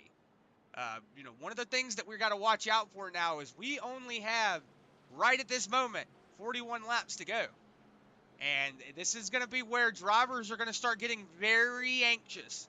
They're going to start getting very, very impatient and not wanting to wait as long to make moves. They're going to start trying to basically do what we saw Mikey Neal earlier with the 44. The good old bump and run. Good old just, hey, you're in my way. I'm going to give you a little punterino. Not too nothing nefarious. Just a little bump. Get you up out of the way. Get you a little out of the groove and get by you. So wondering if we're going to see some of those trademark Earnhardt moves, as we like to call them. Or, if we're going to see maybe a Terry Labonte, Dale Earnhardt, Bristol kind of moment. Yeah, it's going to be some craziness here. We're going to be under 40 to go when we come back, and it's just going to be, like you said, man, we're actually going to be at 40 to go when we come back, I should say. This is about to be some absolute freaking mayhem, man. This is going to be so good.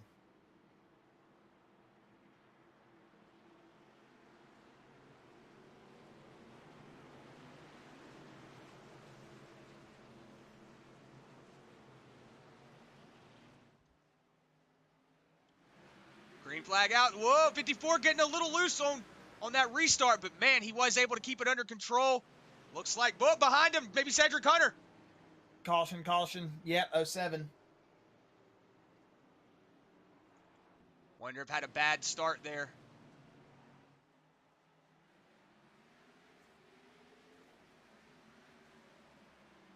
Whew.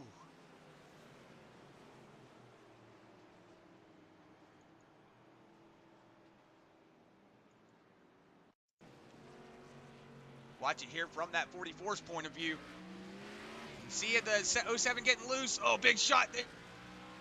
Oh, Zach Nichols definitely going to not like that parachute on the front of that car. Yeah, Zach Nichols got some big damage now to the front of that race car, Chris. Yeah, now you're going to have to worry, how bad is the cooling ducts messed up, Yeah, like I said earlier, this is a simulation, not a video game. It is a simulation. And they do simulate all that damage as well. So, you've definitely seen a lot of race cars get blown up from front-end damage like that. So, wondering if he's going to come down pit lane right now, try to at least get out there, beat it down with a hammer a little bit, try to get it taken care of. But Zach Nichols right now not liking the front end of that race car. Definitely looks like he drove underneath that car. But it was nobody's fault there, that 07 just, getting off to a bad start. You saw him fishtailing there in front of that 44. And at that point, you're go, go, go. Oh, yeah, indeed. You're trying to get going here. I mean, we've got, 35 left. I mean, these drivers are going to be absolutely on the limit here in these last couple laps. This is going to be an unreal finish. And, we've got drivers that got to win. Mikey Neal's got to win. He's in 4th place. I think we're going to see some mayhem here, Chris, in these last couple laps. I think this race realistically just started. You might as well go ahead, throw out all of the previous laps before lap 215 right now, because this is where the real race happens. We're going to see if Michael Sturgill Jr., he's not fighting for a position right now in the points. So right now he's just always wanting to, get up there, get some, these boys get, their races paid for whenever they get the 1, 2, and 3. So, Michael Sturgill is fighting for just as much as that 54 is, even though the 54 has a little bit more wiggle room as he's got that yellow banner on the front of his car. But, the 70's still battling for that finish. We always say, even though you're not in the championship, there's still money to be won. You've still got a cash pot. You've still got your races paid for, or a hard charger award. You get the clean driver award. You get money for that. So it's one of those things where there's still incentives to race. And also, Joey Doucette, I salute you. You're welcome, buddy.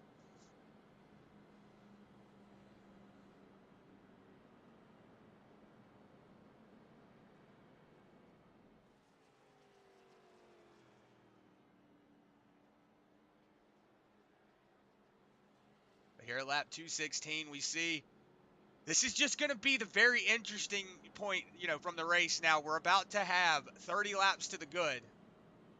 And this is just where, like I said, Josh, like you said, this is where the race begins. You can pretty much just take all the previous laps, throw it out the window. It doesn't matter. This is where the real race is about to begin. Oh, hell yeah, Chris. This is where we're going to see some damn good racing right here. These boys are about to get up on the wheel. I think we're getting some deliberating going with race control. That's why we're seeing an extended caution here. I'm not sure what all is going on they're talking about here, but we'll figure out here, I'm sure, once they decide whatever they're deciding. And, yep, right now we're just waiting for race control, and then we'll get back to green flag racing. Yeah, but while we're waiting, we'll go ahead and throw it to just one more side-by-side, just so that way we can give them a couple of seconds to deliberate, get what's going on, and then we'll be right back with you.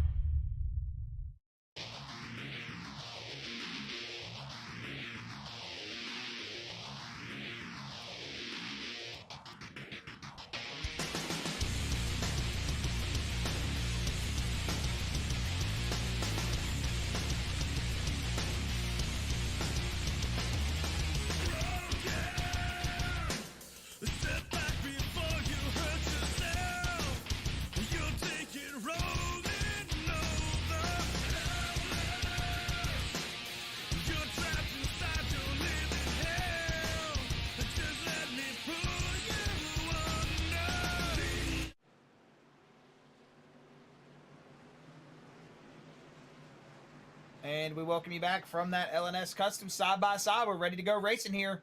Michael Sturgill, Matt Kemp. Green flag is out, and we're good to go. As we'll see them race here. 30 laps to go, Chris. This could be anybody's ball game as Sturgill is going to roll behind Matt Kemp. You're seeing that 77 of Gabriel Ellison, that 25 of Mikey Neal Jr. They're really leaning on each other. And this is where the action begins, Chris. The gloves come off. The elbows get pointy. You're going to see drivers really taking means into their own hands. This is going to be a brawl to the end. Yeah, right now, that 25 of Mikey Neal, he is the one that's got to win to get in. Currently, as I'm talking about him, big bump going around.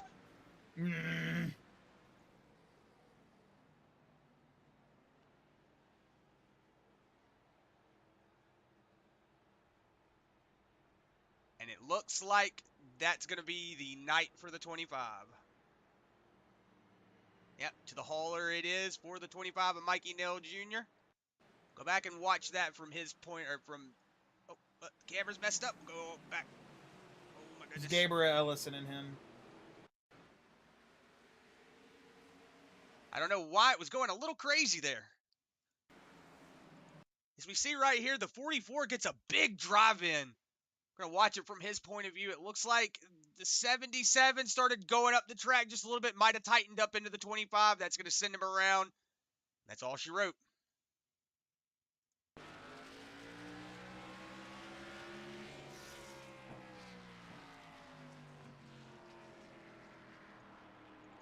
Not sure what. Not sure what they're gonna call that one. We're gonna ride on board here from Cedric Hunter's point of view. I saw him, and I want to say the 15 getting there. Yeah, you see the 77 just getting a little loose there. Oh, I think Scott Fritz did get into the back of him a little bit, but we're able to miss at 25. But man, that's a shot to the arm right there, man. Yeah, I hate it for Mikey, man. He had such a good run here tonight. You know, the struggles on the road courses last week that had to put him into the position here, but good opportunity. Just man, just not able to come into fruition for him here tonight. Yeah, and like we were saying earlier, Mikey, man, don't hang your head at that, man. You had one hell of a fast race car, buddy, and that was definitely a good race, man. You know, and hopefully, like we were saying, you know, we see you in the race next week, and then next season, man. Come on, y'all guys are too good to be getting out of this stuff. They're gonna deem that one keep going in that standard Chris racing incident. It's one of those things where you're looking at it from a point of view where we're so close to the end of this race that everybody's just gonna kind of be doing like you said, running the old Richard Petty style of racing. You know, no gloves, fire suit, you know, rolled up to halfway up your arms. You know, chewing on a rag, open face helmet. Nobody cares. We're just out here having fun. That's what everybody's gonna be doing right now, man. Everything is just like you said. They're going to throw that window net down. The next thing you know, you're going to see water bottles and all kinds of stuff just throwing it out the window, trying to get anything for a win.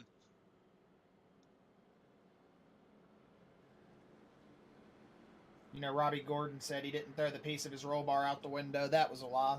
So we'll maybe even see that tonight. Yeah, wasn't it the foam padding? Yeah, on the roll bar. He swears up and down it came out from under the car, but I know it didn't. You can see it clear as day.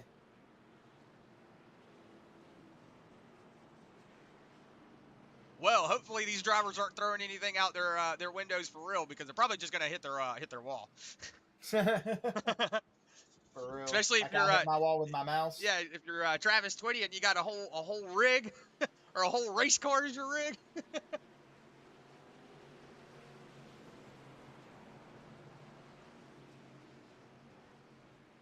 Right now, the green flag about to come out. 25 laps to go. 24 this time by. Green flag's out. Matt Kemp looking getting a little loose there. But the 70 and the 77, these are what we're gonna watch out for. Also, that 31 of Brandon Holder.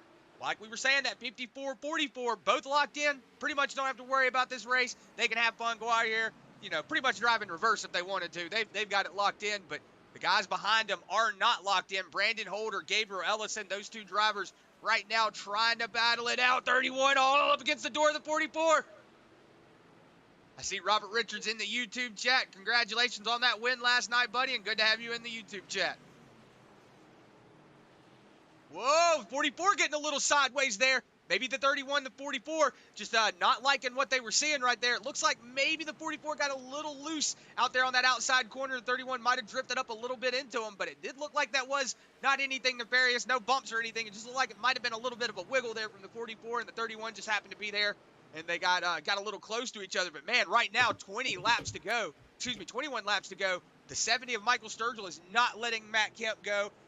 Gabriel Ellison in that 77 not letting his teammate of Michael Sturgill get away from him. They're trying their best to chase down Matt Kemp, but Brandon Holder, Gabriel Ellison, pretty much looks like these are going to be your two drivers. They're going to be transferring into that race next week.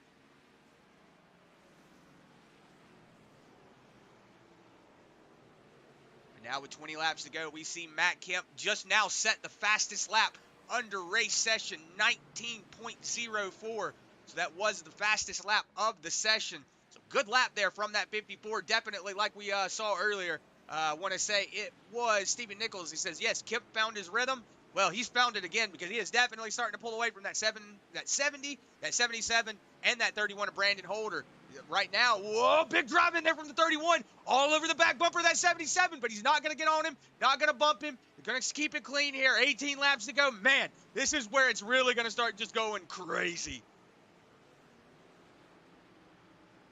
44, Zach Nichols into the wall back there. Does have that front end damage, but like we were saying, one of those drivers that you can pretty much just give him a brick with wheels and he'll be able to drive it. which is pretty much what he's driving right now, just a brick with wheels. But the 77 of Gabriel Ellison starting to come under attack from that 31 of Brandon Holder. So, man, this is where things are going to really start heating up between these two drivers, because we've got to see which one of these has the more points. I want to say, like I said, I'm looking at the points right now. Matt Kemp is locked in. Michael Sturgill is not in that battle. Gabriel Ellison, Brandon Holder, and then Doug Newbigging is the only ones that are not off of that lead lap. But Doug Newbigging is about to go a lap down, so that could seal the deal for him. But with 15 laps to go, Matt Kemp still under attack from that 70 of Michael Sturgill. I wonder if Michael Sturgill has been kind of back here sleeping a little bit. Wonder if he'll get up here and try to put some pressure on that 54 and be able to take that lead over. But Gabriel Ellison, one of those drivers too that we know the last time he won was at Talladega. He does know how to get it done here in Bluegrass. And that 31 also, Brandon Holder, man, also really fast back there. So this could be anybody's win. Yeah, I mean, Chris, you're completely right. I just don't know what's going to happen here as the 31 is pulling up to the back of the 77. We were talking about it all race. We would expect to see everybody throw it out here, but it seems like coming up to 12 to go. I say that, though, Michael Sturgill, he's starting to catch Matt Kemp now.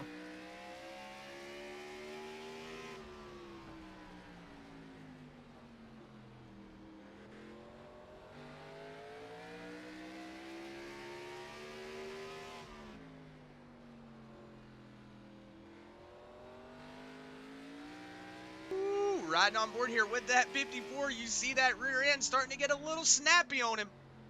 Wonder if he's ate those tires up, man. Back behind him, you see Gabriel Ellison under attack from that 31, and then Zach Nichols definitely still creeping up in that rear view with that busted up monster Toyota. Whoa! Whoa, my goodness. Whoa, big drive in there from the 44.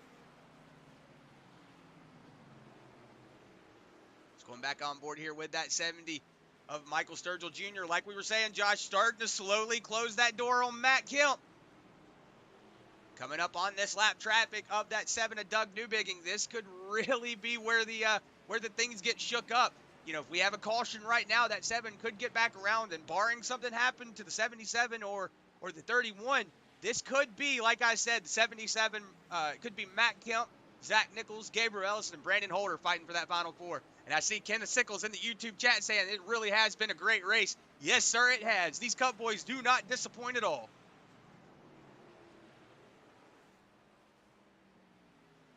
Is now with 7 laps to go, 8 laps to go, excuse me. They're starting to catch up to lap that Doug Newbigging machine. I think he's telling him to go to the inside here in turn 4, and he is. Doug just going to roll that third to middle lane. There you go. You can see those marbles that I was talking about last night a lot. Yeah, the marbles are definitely more pronounced. prominent. Yeah, they're definitely a lot more pronounced here tonight. You can definitely see that those marbles. Oh, Whoa! 44 Zach Nichols around. That's going to... Oh, he's... No! Oh, my goodness. Well, if you're that 7 of Doug Newbigging, definitely liking that happen. He's going to get his lap back. And I do see Jason Collins posting in the YouTube chat saying we are recruiting for our next gen season that will be roughly a month after next week. So we've got this week coming up. Whoa, the 31 coming down pit lane. Uh-oh. Josh, are you thinking what I'm thinking? Yeah, I'm biting my fingernails right now because that's a tough move for Brandon Holder. If 3 cars, man, fresh tires, if he gets out of pit road where he's at right now, he should stay on that outside lane right there in the second row. He should have a good chance at this restart, Chris. Yeah, barring having something go wrong, a bad restart from somebody in front of him, that's going to be where this really comes into play. We could be seeing Brandon Holder walk away with this one off of pure pit strategy. See him going to beat the 15 out. 44 Zach Nichols on his way out right now. Looks like maybe taking a little bit of damage repair from that 44.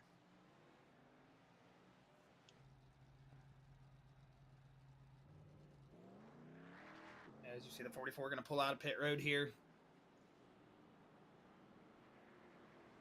We should go to a green-white checkered, correct? Or This- will we get this- a natural one? This We should be get a one. natural green-white checker. Pace light should be off this next time by.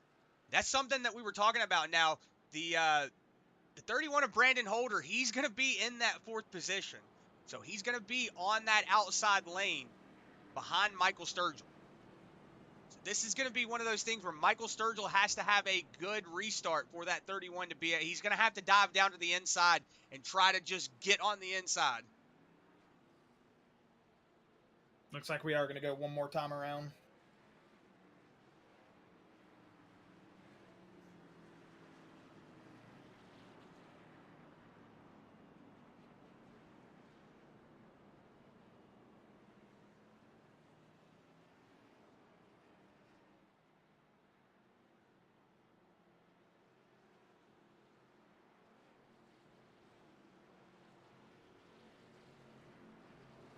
Right now, this should be the last time we go around, but this is what I was talking about, Josh. That, you know, that pit strategy from Brandon Holder, if you've got that extra set of tires, you know, everybody behind you, if you can, you know, if everybody behind you comes down pit lane, you're going to get your same spot back because everybody Nope, behind. we're going to go to a green-white checkered. Pace lights are off. This is overtime right here. So overtime number 1. Will we have an overtime number 2? Will that 31 of Brandon Holder be able to get off to a good jump? He has those better tires, so this is going to be where this could be Brandon Holder's race. You know, he's just got to hope that that 70 gets off to a good start. And he can get down to that inside lane and really start catching that 54 with only, you know, really 2 laps to get around.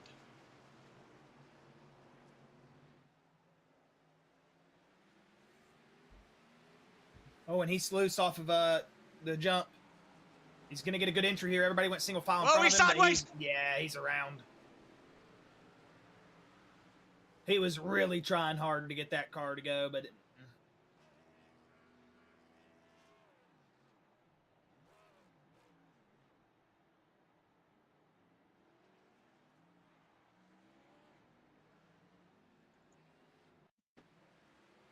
That pretty much seals the deal, I think, for Brandon Holder tonight.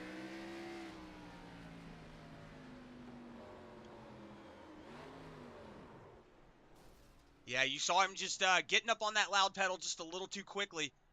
He was able, you know, he got the rear end just spun up just a little bit right here. He tried to stay in it best he could, but, you know, probably just misjudged that braking zone, got into the corner just a little too fast.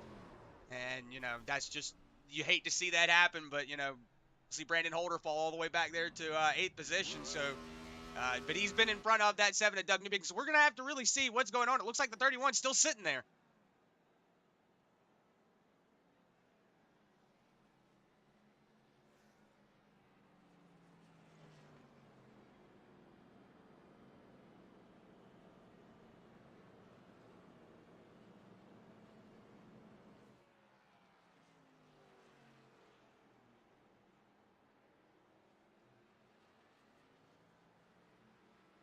Wonder if that's where the pace car picked him up.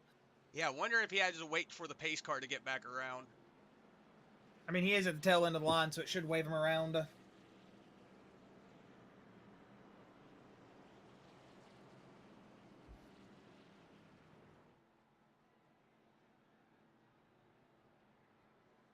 Yeah, I wonder if it was just where the positioning was on the track whenever he did go around. He's not out of it yet. Like we said, anything can happen here in 3 laps. It's just one of those things where, you know, you gotta kind of just sit back, you know, take a deep breath, and you know, just hope that nothing really bad happens in front of you. And if something does happen bad in front of you, that you're able to you know, react in time.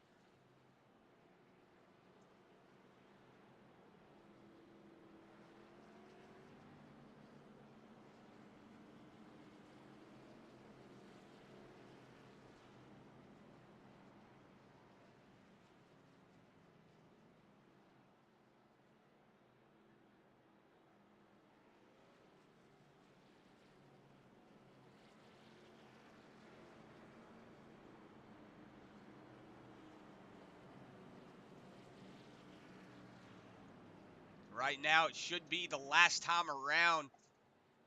Should see those pace lights go off. They do.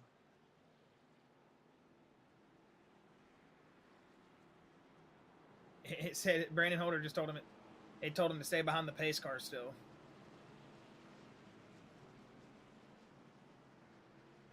Huh. Pace lights are back out. Probably going to go ahead and get that 31. Yep, there he goes. Going to see the 31. Get that wave around. So with the pace car, it must have had something happen there with iRacing. That had to be like a glitch or something. The way it picked him up in the turn like that, and then put him at the front of the line. That's random.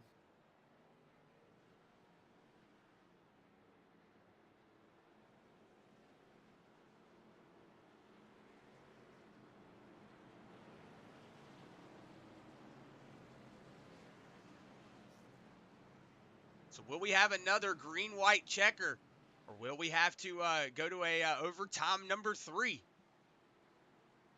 I mean, we're gonna have to see. If you got them, use them sometimes, but let's see if they have to use that third and final one here, as it's gonna be Matt Kemp, the 70 of Sturgill. Then you're gonna see the 77 of Ellison, the 15 of Grenier. Scott Fritz right behind him. Zach Nichols. Zach Nichols, and green flags out. Kemp off to a really good start here.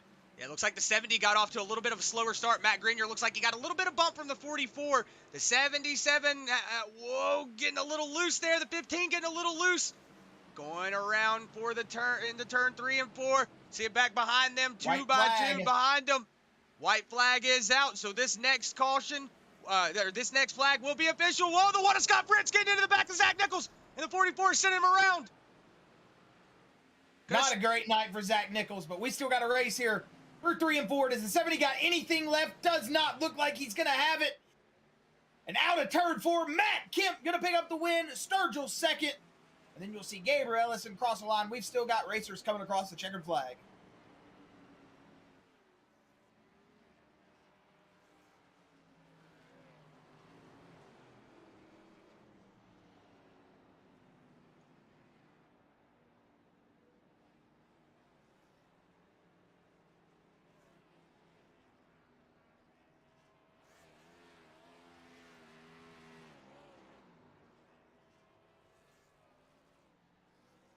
Matt Kemp is your winner here tonight, man. Burn it down. Going to take home that 7th win. Good drive there from that 54. We saw him come all the way from the back of the field, up 11 positions. Man, good drive there. Good drive also from Michael Sturgill, Gabriel Ellison. We also saw, looks like that one of Scott Fritz just drove in a little too hard into the back bumper of Zach Nichols. We saw him get turned around there into turns 1 and 2. But good drive there from everybody. Going to see that 54. Go ahead, pull it to the hauler, and we'll go ahead and get those race results pulled up. Yeah, as you're going to see the 54 of Matt Kemp take home P1 here tonight. Michael Sturgill going to take home P2. Gabriel Ellison third, with Matt Grenier fourth. Brandon Holder fifth. Doug Newbigging sixth. Brian Terry seventh. Zach Nichols eighth. Scott Fritz ninth. Cedric Hunter 10th. Mikey Neal Jr. 11th. Morgen Baird 12th. And Wyatt Brackett running out your field here tonight in that 13th position, as we are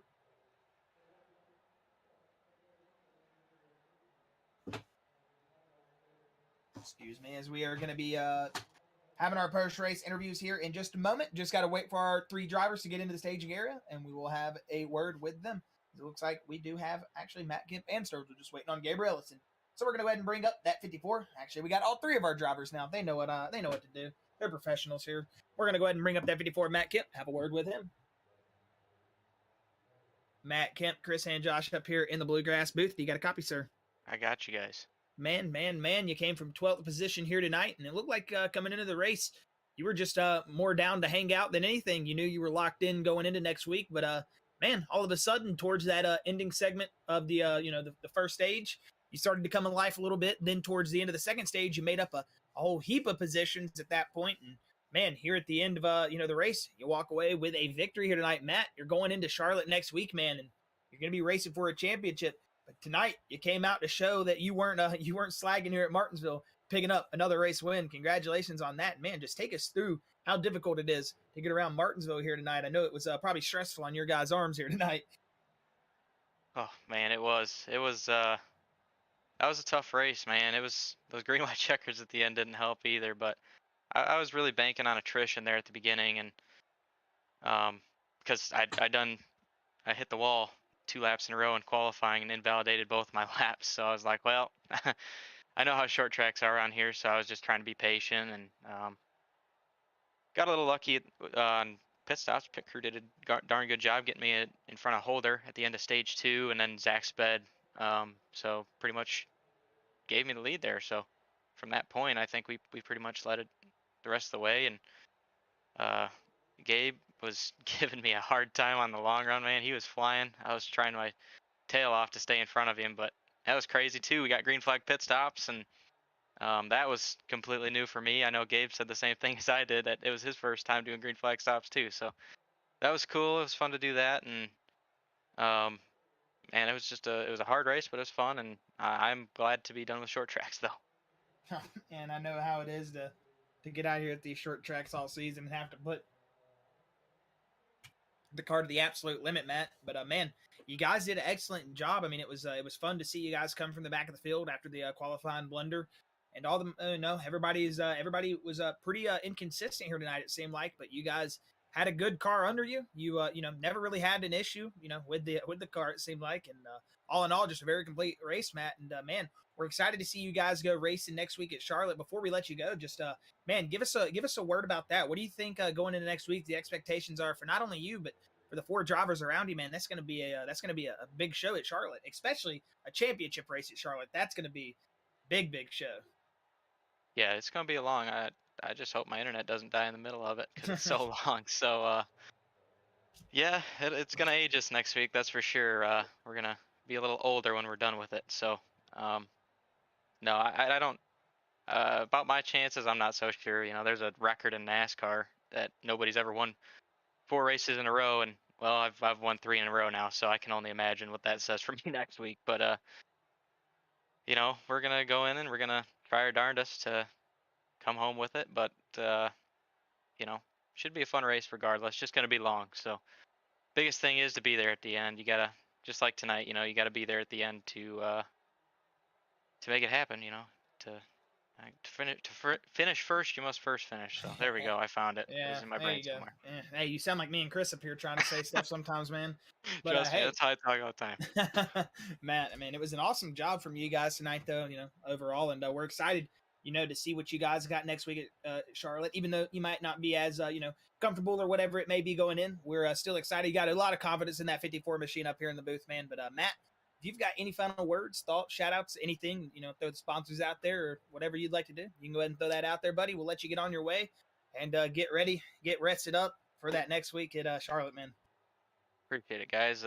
Just want to say thanks to you as always for the broadcast, and again for the everything you've done for us all season. It's been fun to watch, and appreciate you guys covering it. And thanks to everybody at the league for putting it on. And I'm really excited to be able to go next week. And I've already had way better of a season than I expected to have at the beginning of this thing. I'm like, man, I'll be lucky to win a race. So I think that's 7 now. So I'm pretty happy with that, regardless of what happens next week. So should be fun. Looking forward to it. Okay, man. Well, we're looking forward to seeing all you championship runners get out there next week and duke it out. Again, Matt, congratulations. Rest up, buddy, and hopefully we'll be seeing you run strong again at Charlotte, man. Thanks, congratulations on the season, man. We're excited to see you all you boys race for the championship next week. Yeah, appreciate it. Appreciate you, man. Have a good night, buddy. You too. And that was Matt Kemp. Going to go ahead and bring in Michael Sturgill and have a word with him. Michael Sturgill, Chris, and Josh up here in the booth. You got a copy, sir? Yes, sir, I do. Man, it has been a moment since we've had a word with you up here in the booth, man. I got to say, you looked darn solid though tonight, Michael. You got out there and was running P2 there at the end of the race and almost taking it to the 54. We saw some earlier incidents between all you guys out there. It seemed like everybody was having a little bit of issue here tonight. Not everybody caught up near as much in the mess as some others, but Michael, I know it was probably a stressful night out there, man, but you boys were out there racing just not only for fun, but racing for that race victory, and it seemed like it was close. You think you guys had that car under you? It seemed like that 54 was pulling away. It's a little bit too much there at the end. It's really tough to start on the outside and try to make something happen for a green-white checkered. I was hoping they would go green there the last little run. After I think the caution came out like 207, I was hoping to go green from there because I thought maybe I might have something for him once the tires got a little older, and we were kind of, I think we were like 20 laps into the run there, and he was wiggling off the corner, so I don't know. I mean, might have played out different if it went green, but it didn't, and it's really hard to make up time on someone in 2 laps. So, but I can't really complain too much. I finished second, so. Yeah, man, we know definitely how it is. You get out there on those green white checkers, especially here. You're already back to the checkered flag before you can even think about the move you're going to set up sometimes. So either way, man, I mean, it was a great race, not only from you, from all the Lucky Duck guys. You at one point, I think you guys were running like nose to tail, like almost 4 cars deep right there. A couple little oh my goodness, I can't say a couple of accidents throughout the team, varied all the success you guys could have had, but coming into it, I think you guys finishing second, yourself doing a hell of a job, Michael. It's one of those things that we see all you guys over the season progress, and it seems like right now you're progressing more. You seem a little bit more comfortable behind that wheel, even though we're about to go to a whole new car next season. That's going to be crazy, but Michael, I got to say, man, you seem like you're starting to get a little bit more comfortable racing behind some of these guys.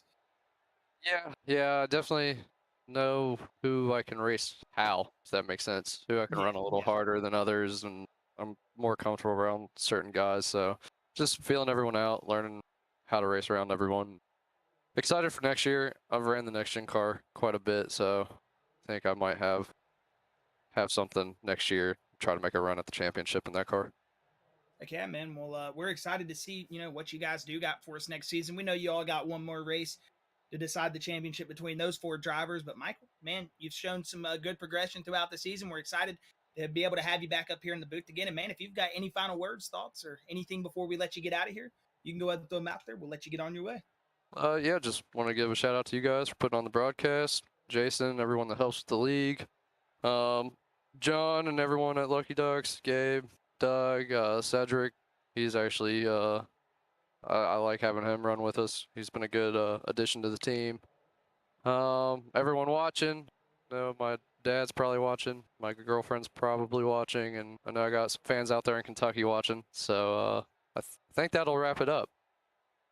Heck yeah, man. We'll wrap it up here with you then, Michael. Again, buddy, congratulations on the great run. And hey, we're excited to see, the final race of the season next week between all you guys. And hopefully you boys get out there, have a strong race. And hey, again, congratulations on tonight, and good luck going in the future. Thank you. Thank you, man. And that was Michael Sturgill, one of those drivers that's improving, Chris, kind of like one of those Robert Richards we've seen over the season. He picked up a podium earlier. He picked up a podium tonight. And, man, I got to say, Michael has looked very solid. We're going to go ahead and bring up our third and final interview of the night, Gabriel Ellison, and have a word with him.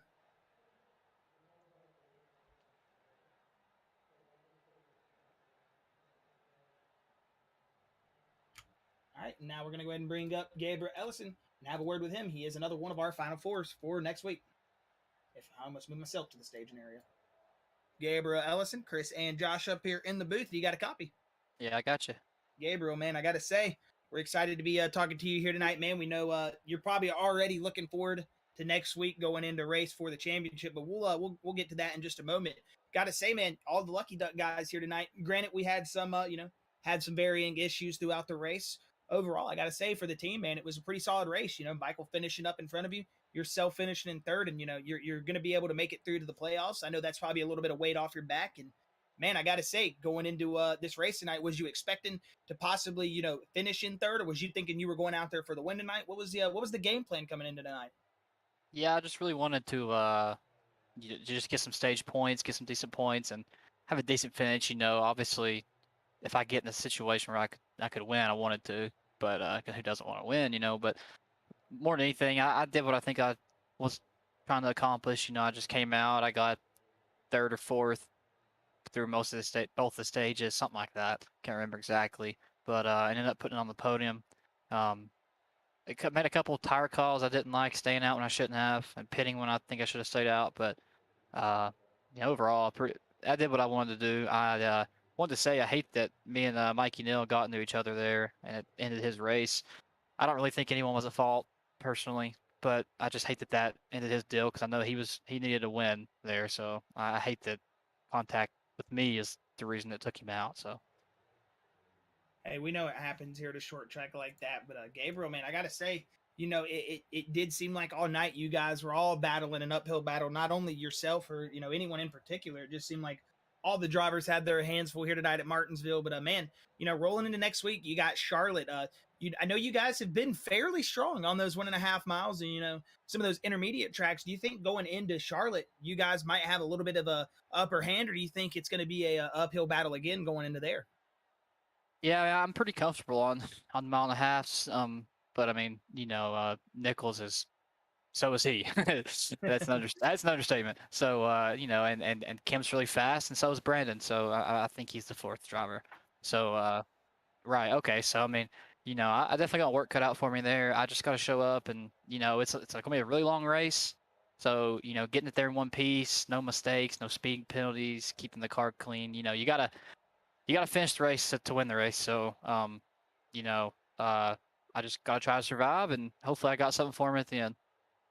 Man, we saw Zach Nichols show his human side tonight. I think he wrecked like 3 times. So that's crazy. I think the AI needs some recoding over there on the 44 machine. I'd say he'll be all right at Charlotte. Yeah, we know how he can recover. But man, Gabriel, enough of that. We're gonna get back to you, buddy. It's been one hell of a show here tonight that you guys put on, all in the Lucky Duck camp. We're excited, especially to see you guys go into next week at Charlotte. Very excited to see everyone, all 4 of our drivers, go and just put on a show. I know it's going to be exactly what I said, a show. So, Gabriel, if you've got any final words, thoughts, shout outs, anything before we let you get out of here tonight, you can go ahead and throw them out there, sir, and we'll let you get on your way. Yeah, huge thanks to Finlay Hats on the car, as well as Natalie's Juice and RS Button Boxes. Huge thanks for the sponsorship there. Thanks to everybody at Lucky Ducks Motorsports. Good teamwork there through that race with Michael most of the race. And thanks to everybody at Bluegrass for putting this deal on. Heck yeah, man. Well, we really appreciate you taking the time out of your night to come up here and have a word with us, Gabriel. We know you guys are going to have to rest up going into Charlotte next week. So enjoy the podium, man. Celebrate the, I guess, make it into the round of 4 if people do that. I don't know. But congratulations on the podium here tonight, man. We're very excited to see you go championship racing next week. And yeah, Gabriel, hopefully we'll be having a word with you 2 positions up here next week. Awesome. Thanks, guys. Thank you, man. Have a good night. You too. And that was Gabriel Ellison, our third and final interview of the night. I got to say, what a show it has been at Martinsville all week. A little late of a race here tonight, but you better get ready for that, because next week, I think we're going to be here a little bit later, because it is going to be a long race to determine our championships. I think we're starting 8 p.m., correct, Chris? Yes, we are starting next week. We are starting at 8 p.m. next week, but other than that, just a big thank you to all of our drivers, our sponsors, LNS Customs, ButtKicker, Kennedy Performance Group, and Barber Ford Motorsports. And I want to say that 8 p.m. is only for the Cup Series next week. So 9 p.m. for the Truck and Xfinity, 8 p.m. for the Cups. So we'll have the stream and all that. It'll show you everything. If you got those notification bells on, like I tell you people to turn on, it'll notify you when we're going live. So that's my next point. If you're on that YouTube, hit that notification bell. Hit that subscribe button as well so you know when we go live. Or I said that backwards, subscribe, then notification bell so you know when we go live. And also help that algorithm out, and it also helps our channel out a lot. And hey, if you're on that Facebook, share us out. And Chris, if you've got any final words before we let them go, you can throw them out there, and we'll sign off and see these fans next week for championship racing. Yeah, it's good. Just want to give a big shout out to LNS Customs, ButtKicker, Kennedy Performance Group, and Barber Ford Motorsports for coming on board, giving us the opportunity to do all this. We couldn't do it without them, and they've definitely given us the opportunity to put one hell of a season on. And it's definitely been a lot of fun, and glad that we could give this opportunity to, hey, we still got one more race next week at Charlotte. These are going to be a lot of fun. Just want to give a big shout out to everybody out there on that Facebook, on that YouTube page. Like I say every week, except for last night, just can't be more thankful for everybody that sits and spends their time with us on Monday, Tuesdays, and Wednesdays. But like I said, can't wait for that championship races next week, and let's go racing for a championship, baby. Heck yeah, well, we're very excited to see everyone next week. This is a big big thank you and sign off from Bluegrass. Oh yeah, and our Final Four, sorry. Totally forgot to bring this up. I am so sorry. Your Final Four racers are Zach Nichols, Matt Kemp, Gabriel Ellison, and Brandon Holder. Totally forgot to bring that up. I said it in the background and completely forgot to say it out loud, so yes, those are your 4 drivers: Zach Nichols, Matt Kemp, Gabriel Ellison, and Brandon Holder going to that championship next week. Well, there you go. You hear it from Chris. Well, that is going to be all from us here in the Bluegrass booth, saying a thank you to all the fans. Be sure, 9 p.m. for only Trucks and Xfinity next week. Cup will be starting at 8. We'll make sure to remind you guys during the Trucks and Xfinity 500 times so you don't forget. I know you all are my children out there, even if you're older than me, and I got to look after you guys. So, other than that, this is Chris and Josh signing off in the booth. Hopefully nobody wants to strangle me after saying that, and good night. We'll see you next week.